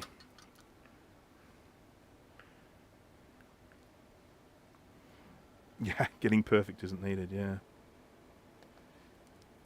When I first digitized them, and admittedly that was at 720p, I can do much better than that now, 720p with very heavy compression, I put them all up on Vimeo and shared them with large members of the family, big groups of the family, so they could all go in and check them out. And I got really, really, positive feedback from people. We're all just so amazed to see these things. Some had never even seen them ever. Because they were in another country or something like that, and so they get to see these videos, or digitization of the films. It's wonderful. Now I've got a little cap in here which is so hidden I can't read what it is, so I'm gonna have to take it out just to look at it, which is a bit of a pain in the whoozawats.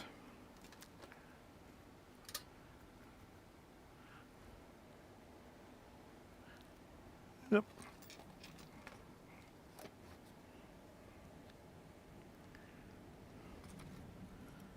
I've lost it again.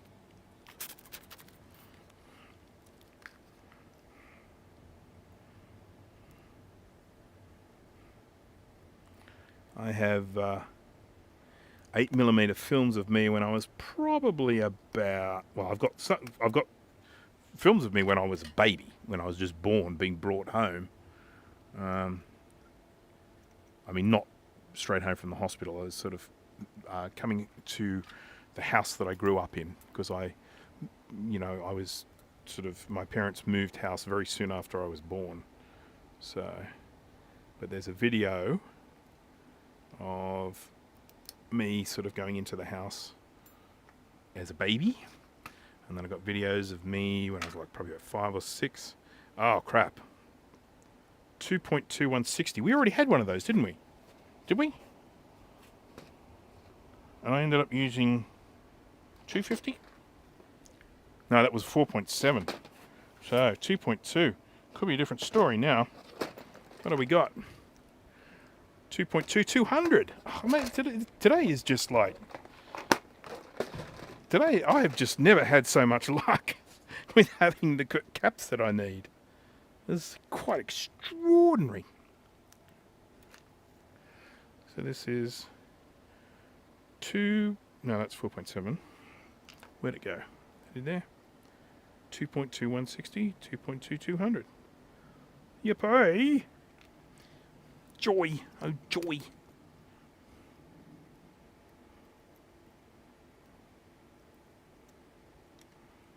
I haven't bothered to test any of these caps I'm taking off.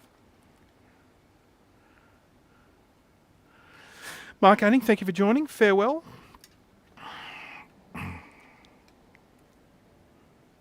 Time is at 12:50. I'm going to the nursery, plant nursery, this afternoon with my wife. We have a plant in our living room, and it is unhappy. Needs to spend some time outside. Needs some time out in the fresh and out in the open. But we don't want to be without a plant during that time.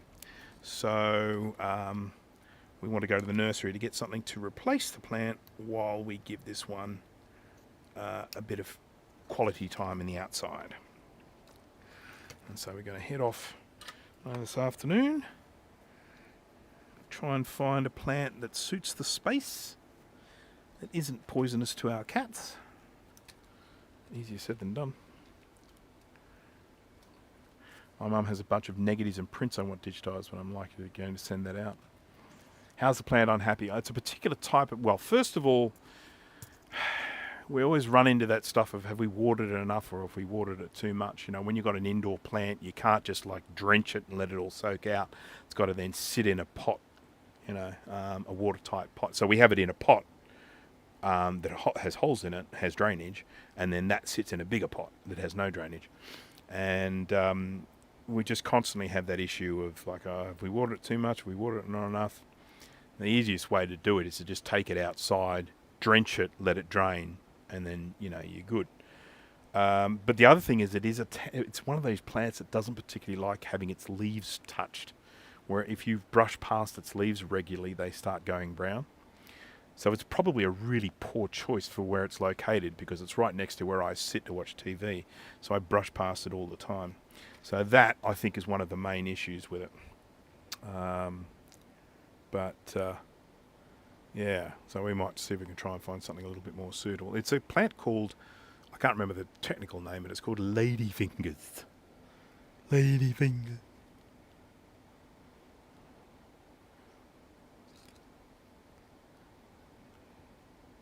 Okay, just looking at all these ones here.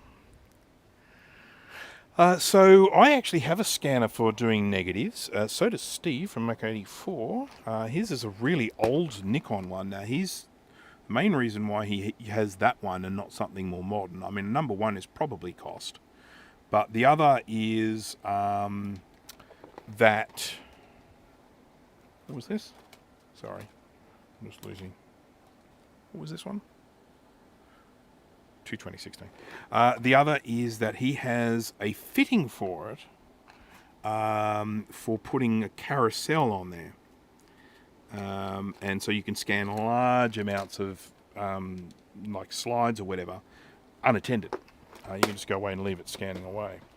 Now I have a scanner. I can't remember the brand name of it. I have a scanner that does negatives and slides. And the results are beautiful. I mean, really, really good. I'm very, very happy with it. But it is... you do have to go through and do it manually. So if you have large amounts to do, you're going to have to just accept you've got a fair bit of time, you know, taking out the old slide and putting in the new one. But the results are amazing. So moisture sensor for the indoor plants. I have one for the yard and the garden. Yeah, actually, that's a really good idea. A soil moisture sensor thingaroony thing. Yeah, I mean that is they have kits of those, and I mean if they've got moisture sensors that you can just attach to an Arduino. So I could go and set up a little Arduino thingy. Love a bit of Arduino.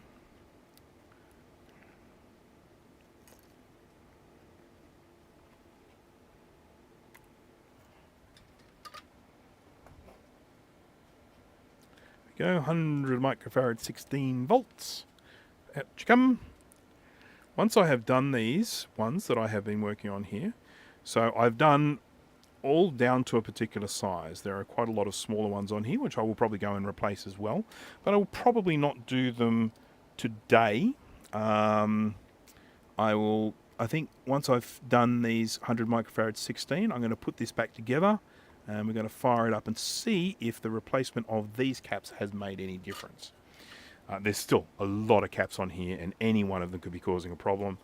And I will replace them all in time, but I would just be interested to see if it has had an impact changing these ones. So, because we've got like here 25, 22 microfarad, 25 volt, haven't replaced that. What's this one? 10 microfarad, 25... 2.250. Not even sure if I have those. 1025. Yeah, so there's lots to do. Lots. What's this one here? 4716. I might replace that one too.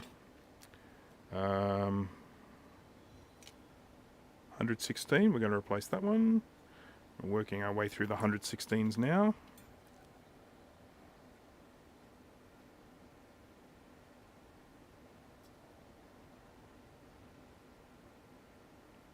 Sometimes you look at these things and you go, oh, okay, there's the hole, yeah. Where the hell is it on the other side? Okay, there it is.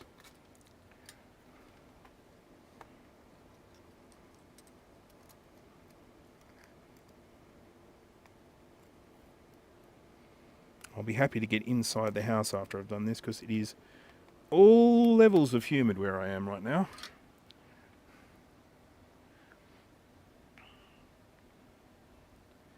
I mean, there are plenty of plants that you can put there, but we want them to have some height. That's one of the main things. 116. 116. It's the location where it is. I mean, it needs to be a reasonably tall thing.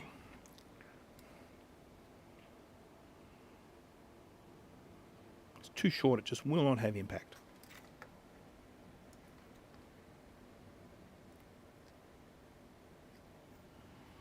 And then tonight I am cooking one of my wife's favourite dishes.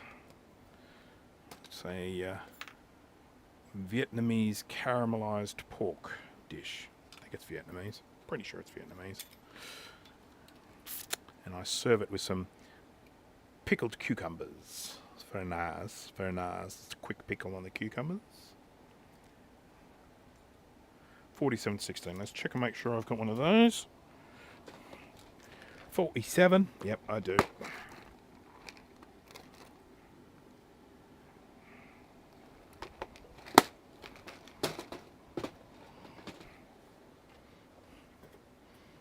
This is a little short fatty fat again. 4716. 4716.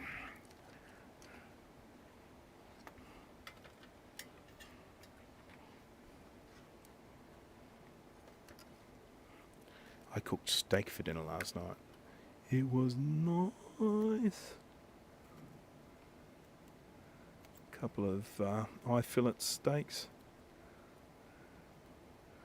with a creamy mushroom sauce, some roast corn, some chippies.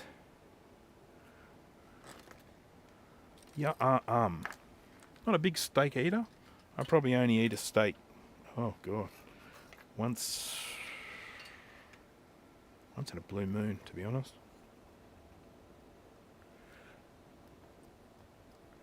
I eat lots and lots of chicken,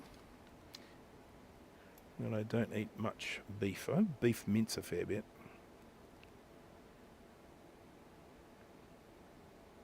Okay, I undid the wrong soldery pins. It's these ones down here.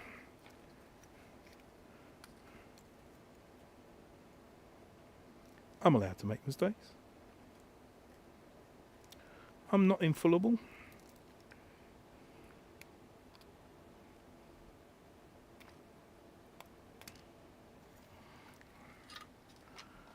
I can't afford steak.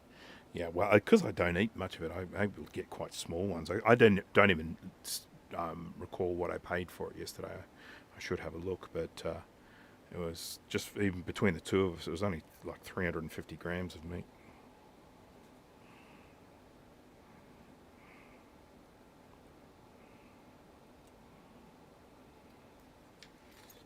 But with all the other stuff that I add, all the chippies and the mushroom sauce and the corn and everything, it's a decent meal.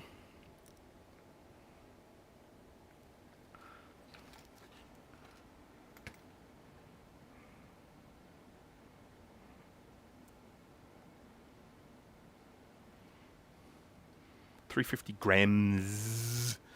Grams.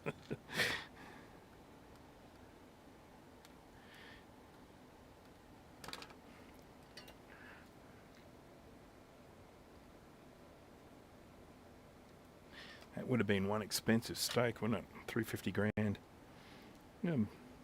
Sell my house so I can eat some steak. Ah, there's another 4.7 there, 47 there. I can't just do one and not the other one, can I? I mean, that'll just make me look like some sort of idiot. I've got to do this one as well before we test. Sorry. Sorry, everyone. It's my fault.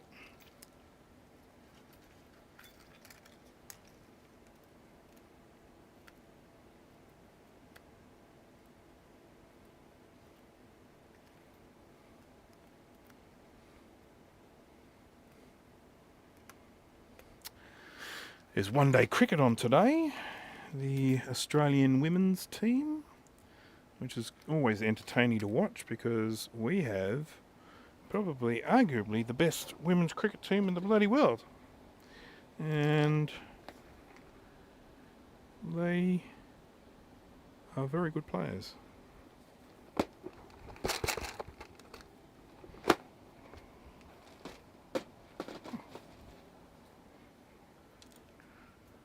Hey, Charlie. I did a favour for a work colleague of mine. His son was building his own PC, and while his father didn't have a great deal of confidence in his abilities to do so, he contacted me and sort of said, "Oh, he's put the thing together and he can't get it to work, and and I don't know what's happening next." And I said, "Well, I mean, if..." He said, there's no system installed on it. I said, yeah, that's something you'll have to do, but I know you're getting a BIOS display. It's like, no, it's just dead. So I said, okay, no worries, drop it in. I'll have a look. So he dropped it in, grabbed it, went to switch it on. It has these little lights on the motherboard to diagnose issues, and it had a red light on for the CPU. And I'm like, okay, no worries. I don't know much about PCs, so I mean, I'm discovering this as I go, doing my research and whatnot. And then it's like, yeah, okay, if you've got a CPU light on, it means there's something wrong with the CPU. The most common cause is that it hasn't been connected up to the power. So I then I have a look, and there's a little socket on the board for CPU power, nothing plugged into it. I have a look at the power supply, and there's a socket for it, but there's no cable. So I then contacted him. I said, "Are there any more cables that came with your power supply? Because we seem to be missing some. There's need a cable to power the CPU." He's like, "Oh yeah, there are a few more cables." So they then delivered them to me and plugged it in. Sure enough, away she goes. Up comes the BIOS, piece of cake. But his father found it very funny that his son made that mistake.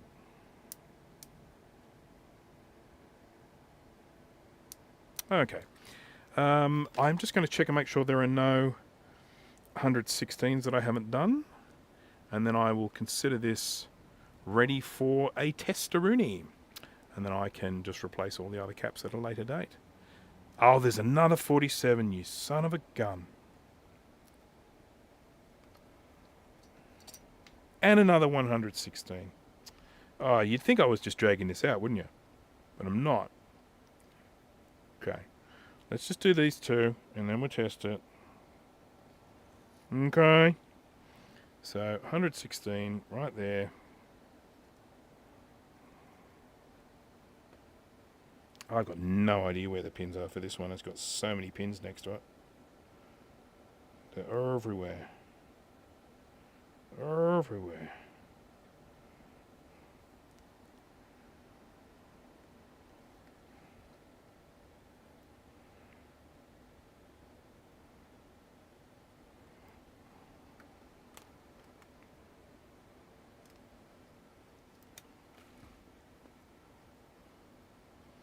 This is killing me. This is killing me.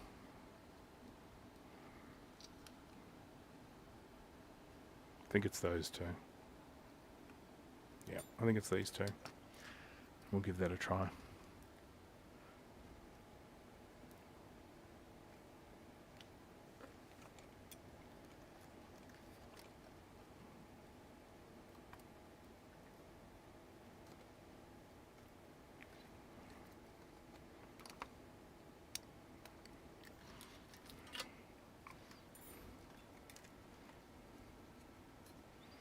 Okay, 47, that's 116. I think I've still got one of those here.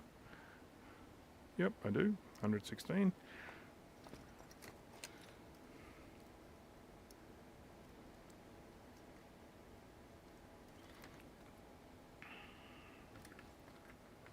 Do-do-do. Do-do-do-do-do.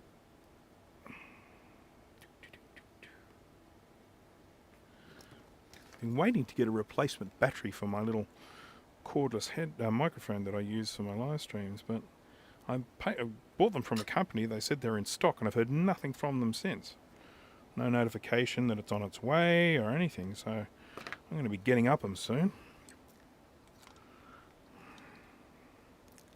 Ow! Gonna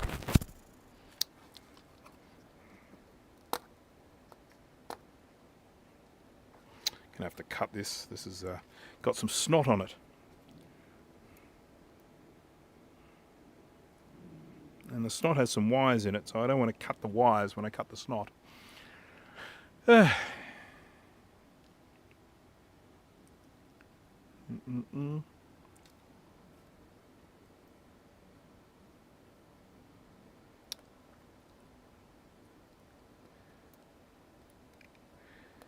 Do.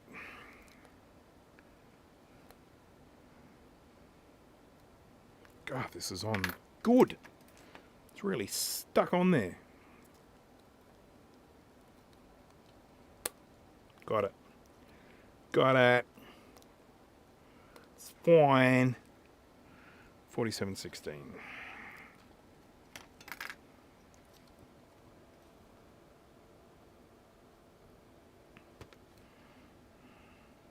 I think it's those two there.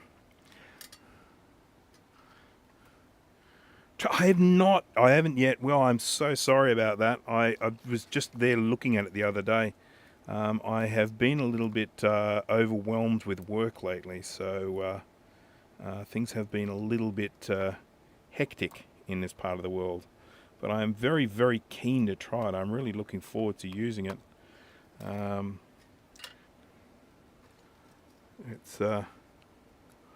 am sort of struggling a little bit with time.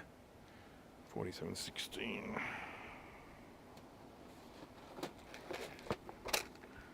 Okay, this should be the last one. This should be the last one, then we can put it back together again and test it, and everything will be fine. And I can't remember where I took that one from. It was next to another one. There it is.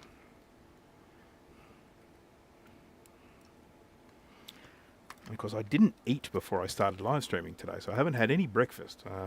Talk about accidental intermittent fasting. I haven't eaten since last night. And I get hungry, you know. There's a growing a boy, yes?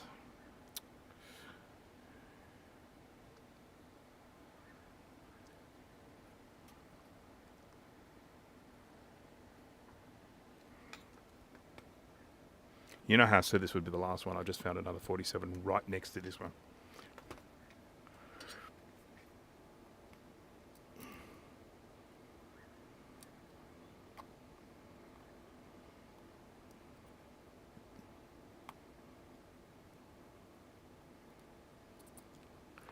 I'm such a dill.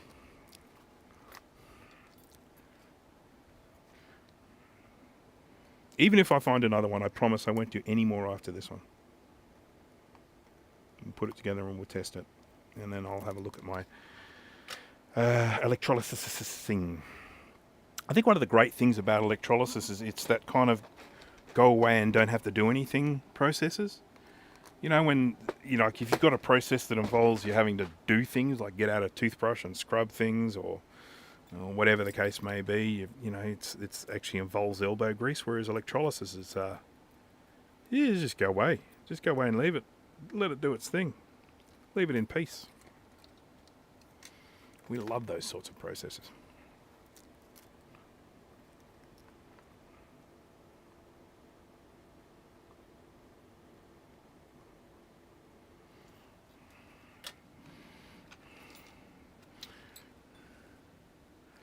Does hot glue come in different qualities? Is cheap hot glue inferior to expensive?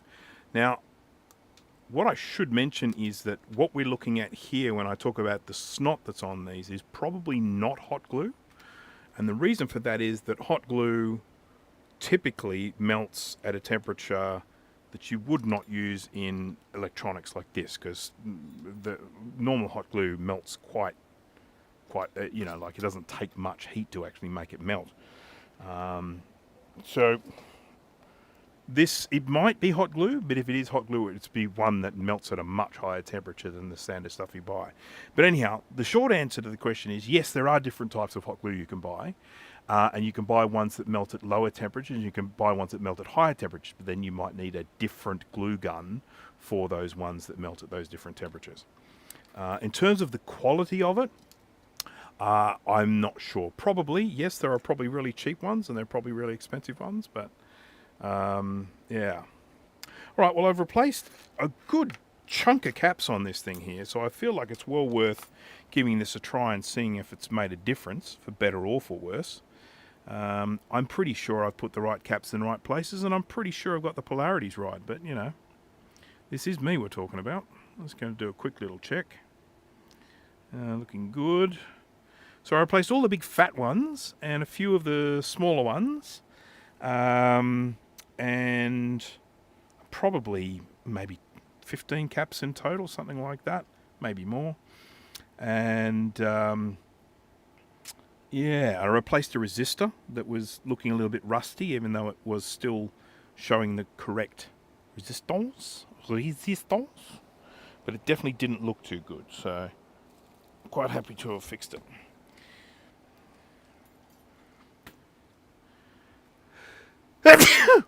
Sorry everyone, that just came out of nowhere. Didn't even have time to warn you. It's just like, hey, there's a sneeze coming and I can't say anything because it's going to sneeze.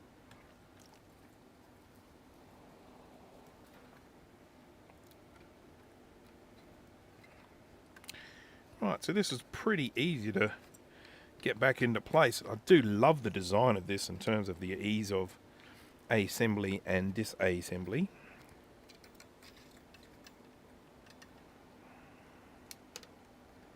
Look at that, it's so cool. So cool, man. And we've got to screw this little guy in. That's our earthy groundy thing.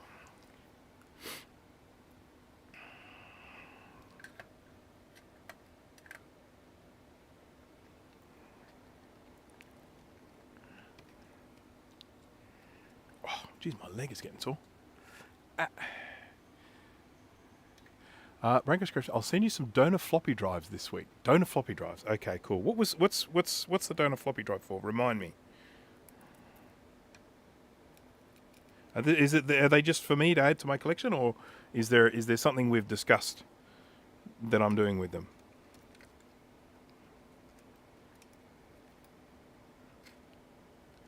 Because I forget. Okay. Now we've got our... Oh, I was going to give this a bit of a wipe, wasn't I? It actually looks remarkably clean, but I will give it a wipe anyway.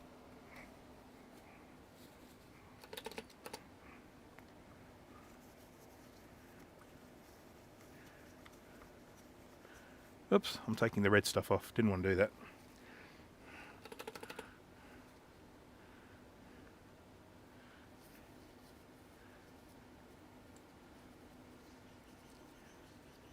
Paul, oh, look out, nerd joke. Paul's just thrown a nerd joke at us.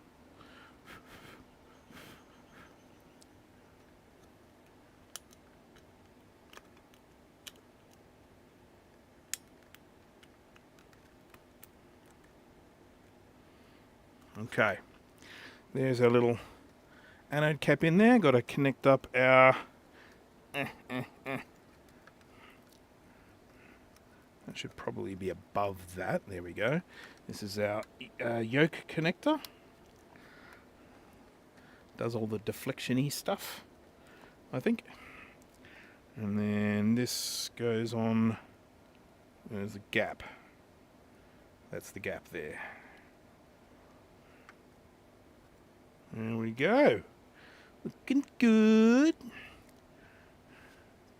I can test it without... Oh crap, I didn't bring the power supply with me. I have to go up and get that, sorry. Oh, I probably could power it from this. It's 13.5 volts. How's that for stupid? Got some spare Macintosh drives for your collection. Thank you. So, do I have... I'll have to switch off my electrolysis, won't I? I've only got one power supply.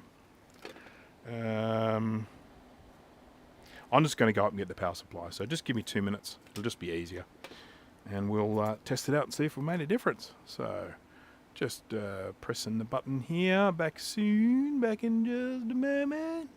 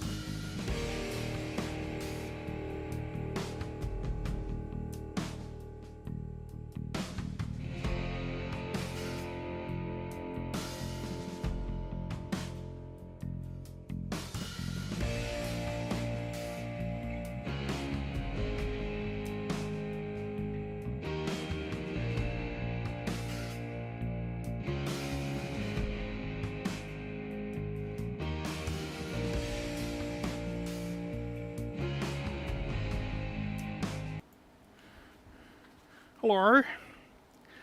Right. Just going to plug in this ridiculous 13.5 volt power supply. Yeah. PowerPoint's here. Yeah. There we go. There we go. There we go. Whew. How did this get so tangled up for such a short visit? Short. Here's go. We've got our Radio Shack power supply here. Sorry, that's out of focus. Input 240 volts AC. Output 13.5 volts, 1.3 amps. There you have it. Right. Now, probably best to run it that way. Then I can get a side view like this and we can see the television like that. Isn't that good? Now, let's check and make sure this is switched off. Yep. Yep, it's off. Now. Right, so time to see what this does. I'm going to switch it on. Just make sure that everything's plugged in because I did unplug some things. I'm going to make sure that I put them back again. That's plugged in. That's plugged in. That's plugged in. I think we're good. Alright, so switching it on now. Okay, it made a sort of a noise for coming on. Nothing is blown up. Okay, green light. Now, do you see this vlovely going on? See how it's sort of going blinky, blinky, blinky. That should just be a straight vertical line. But it's actually, you can see it's going all fluffy and kind of weird. See that? That's the symptom that it had before. So that part of it has not changed. It did do some wicked... Oh, it's still doing it. It's flickering. Where's the sound coming from?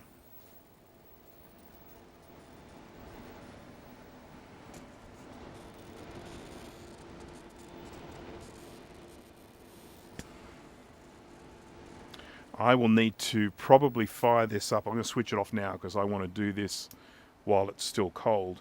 I've got this air conditioner going in the background, which is making it impossible for me to hear anything. But there's definitely a buzzing sound coming from somewhere, and I want to try and isolate where that's coming from. And at the moment, I can't really do that with all this background noise. I need to get my ear right in there and try and locate where it's coming from. But that flickery noise goes away. So wherever it happens to be coming from, I mean, it sounds like it's coming from this general vicinity here. It's somewhere around here. But it's very, very crackly.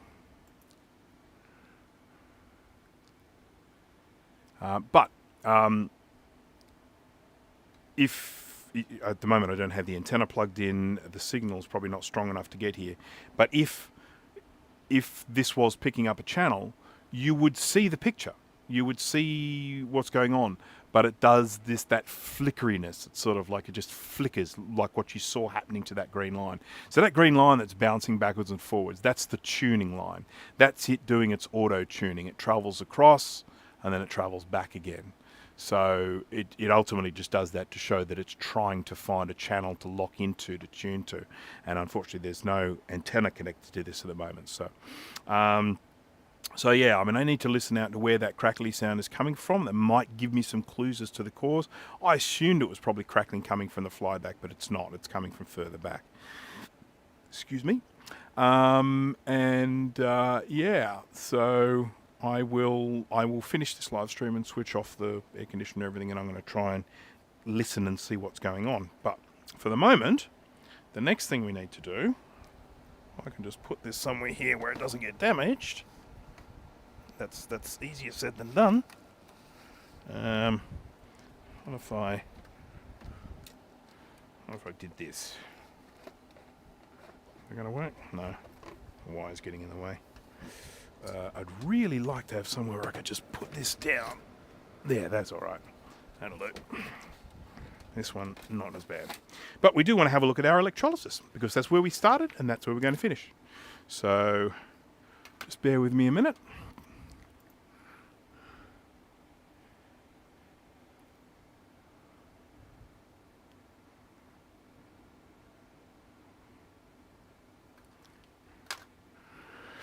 Would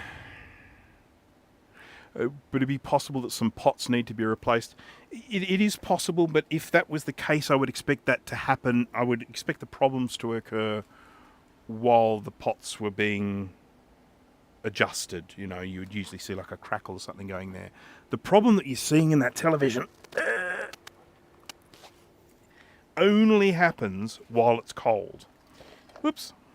If I leave it running for 10, 15 minutes, something like that, that crackling, the fizzling all goes away. And you can just sit there and watch TV on it perfectly normally. But in that early stages, so when you first switch it on, you will get sort of this, you know, crackling, or you get a buzzing sound coming from the set, and you get sort of like little wrinkly lines on the screen that then go away. So yes, the electrolysis is still going on under the desk, and we are now going to check and see how it's going. I mean, it's been going now for 2 hours, I'd say. So maybe a little less. So that's going to be plenty of time, I would think, for this. So, but as you can see, it's still buzzing away. The reaction is still going on. I'm going to now switch the power off. Like that. And we'll have a little look, and we'll see that these are our little sacrificial anodes. And as you can see, they're rusting up and they're getting all this gunk on them and stuff. That's perfectly normal. That's what you would expect. You would expect the anodes to be rusting. And then this is our cathode here. And I am going to now remove this from the wire, and we'll have a look at the item. Now, for anyone who saw the before of this, it was basically covered in rust. Now, it still doesn't look too crash hot. The reason it doesn't look too crash hot is because the rust had removed the galvanization. And so, although we may have now neutralized that rust, it's the galvanization is still gone. So it still looks a little bit yuck. But what I'm going to do is I'm going to get a paper towel. I'm going to plonk this on here. I'm going to get a little brushy thing here. I'm going to grab some isopropyl alcohol. I'm going to give this a bit of a scrub to get some of this black gunk off. So as you can see, we've got all this black gunk. Yuck, yuck. I really don't want to stick this back in here now. It's going to be all black gunk there as well.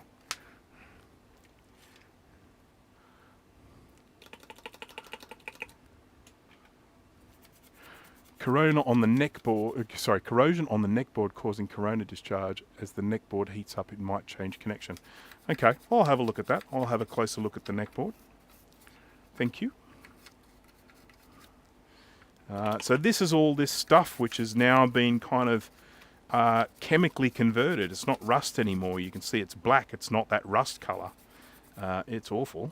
It's awful, and it's messy, and it's all over my fingers, and yuck.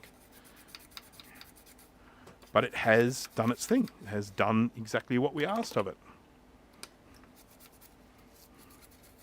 So what we could then do with this is, once it's all cleaned up, you can then put it in a spray booth or something like that, hit it with some sort of rust. What's this one that they use over there?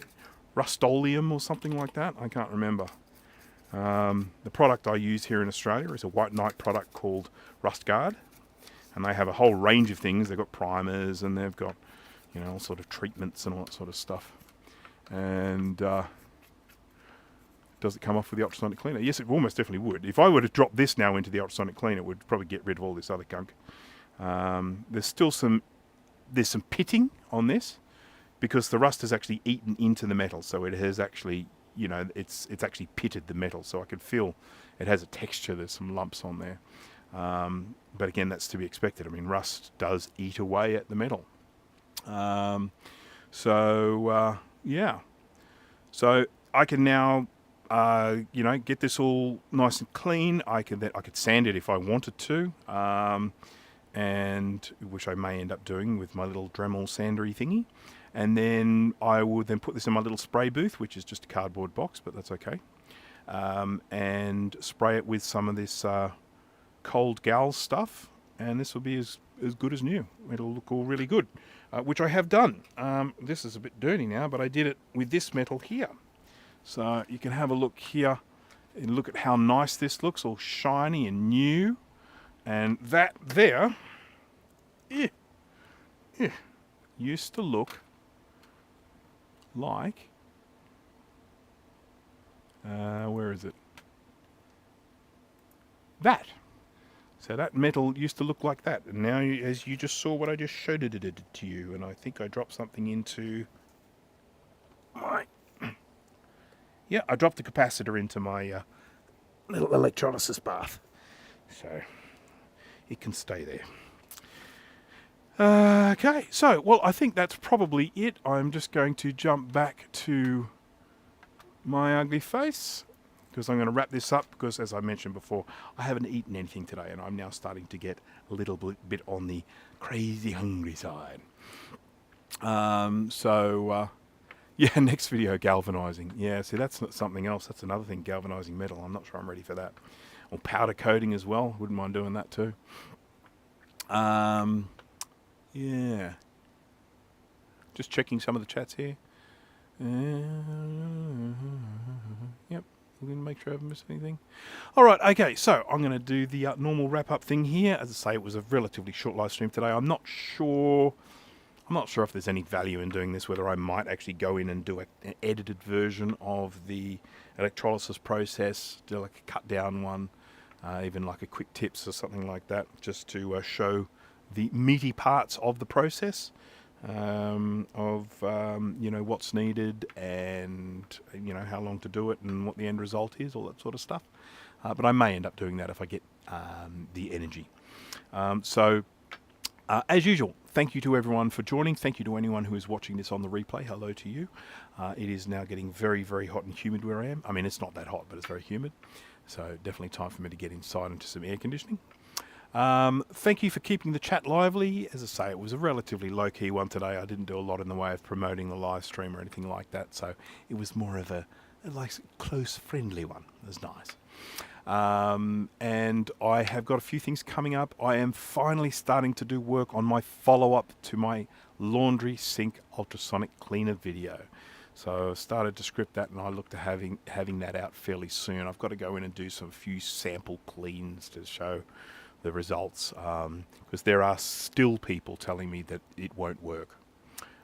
Despite the fact that I've been using it now for 2 years, I still have people that drop comments into my video of my DIY ultrasonic cleaner who declare to me that the ultrasonic cleaner won't work. It's really cool when people do that. Yeah, I've got to just do a quick little mention of Stiri, the guys at Stiri. I have not had a chance to try this flux yet, but I am going to do a video where I get to try all of these. And so far, with the tests that I've been doing, I have been really impressed. This V4 stuff may end up being my new favorite. In my last video, I tested out this one. This was the first iteration of this formula. They have since improved the V4, or the sample 99. This was 99F. This is 99E. This one is even better, and I have not tried this one yet, so I'm really looking forward to trying that out, and have that in a video very soon. So yes, I've got the follow-up of the ultrasonic cleaner. I've got my review for these soldering tweezers. That's getting close to completion as well. Should have that out soon. I obviously released my video on the analog TV tuner. If you haven't watched it yet, please go check it out. It's only very short, so you know, even if it's not something that interests you, it's relatively short to watch. So, all right, everyone, have a really good time. Have a good night, afternoon, morning, whatever it happens to be, wherever you are. I hope you all have a really good time. I am going to look for the little end screen button. Don't forget to please like and subscribe and do all the things. Thanks again, and I hope to see you at the next one. So, bye-bye.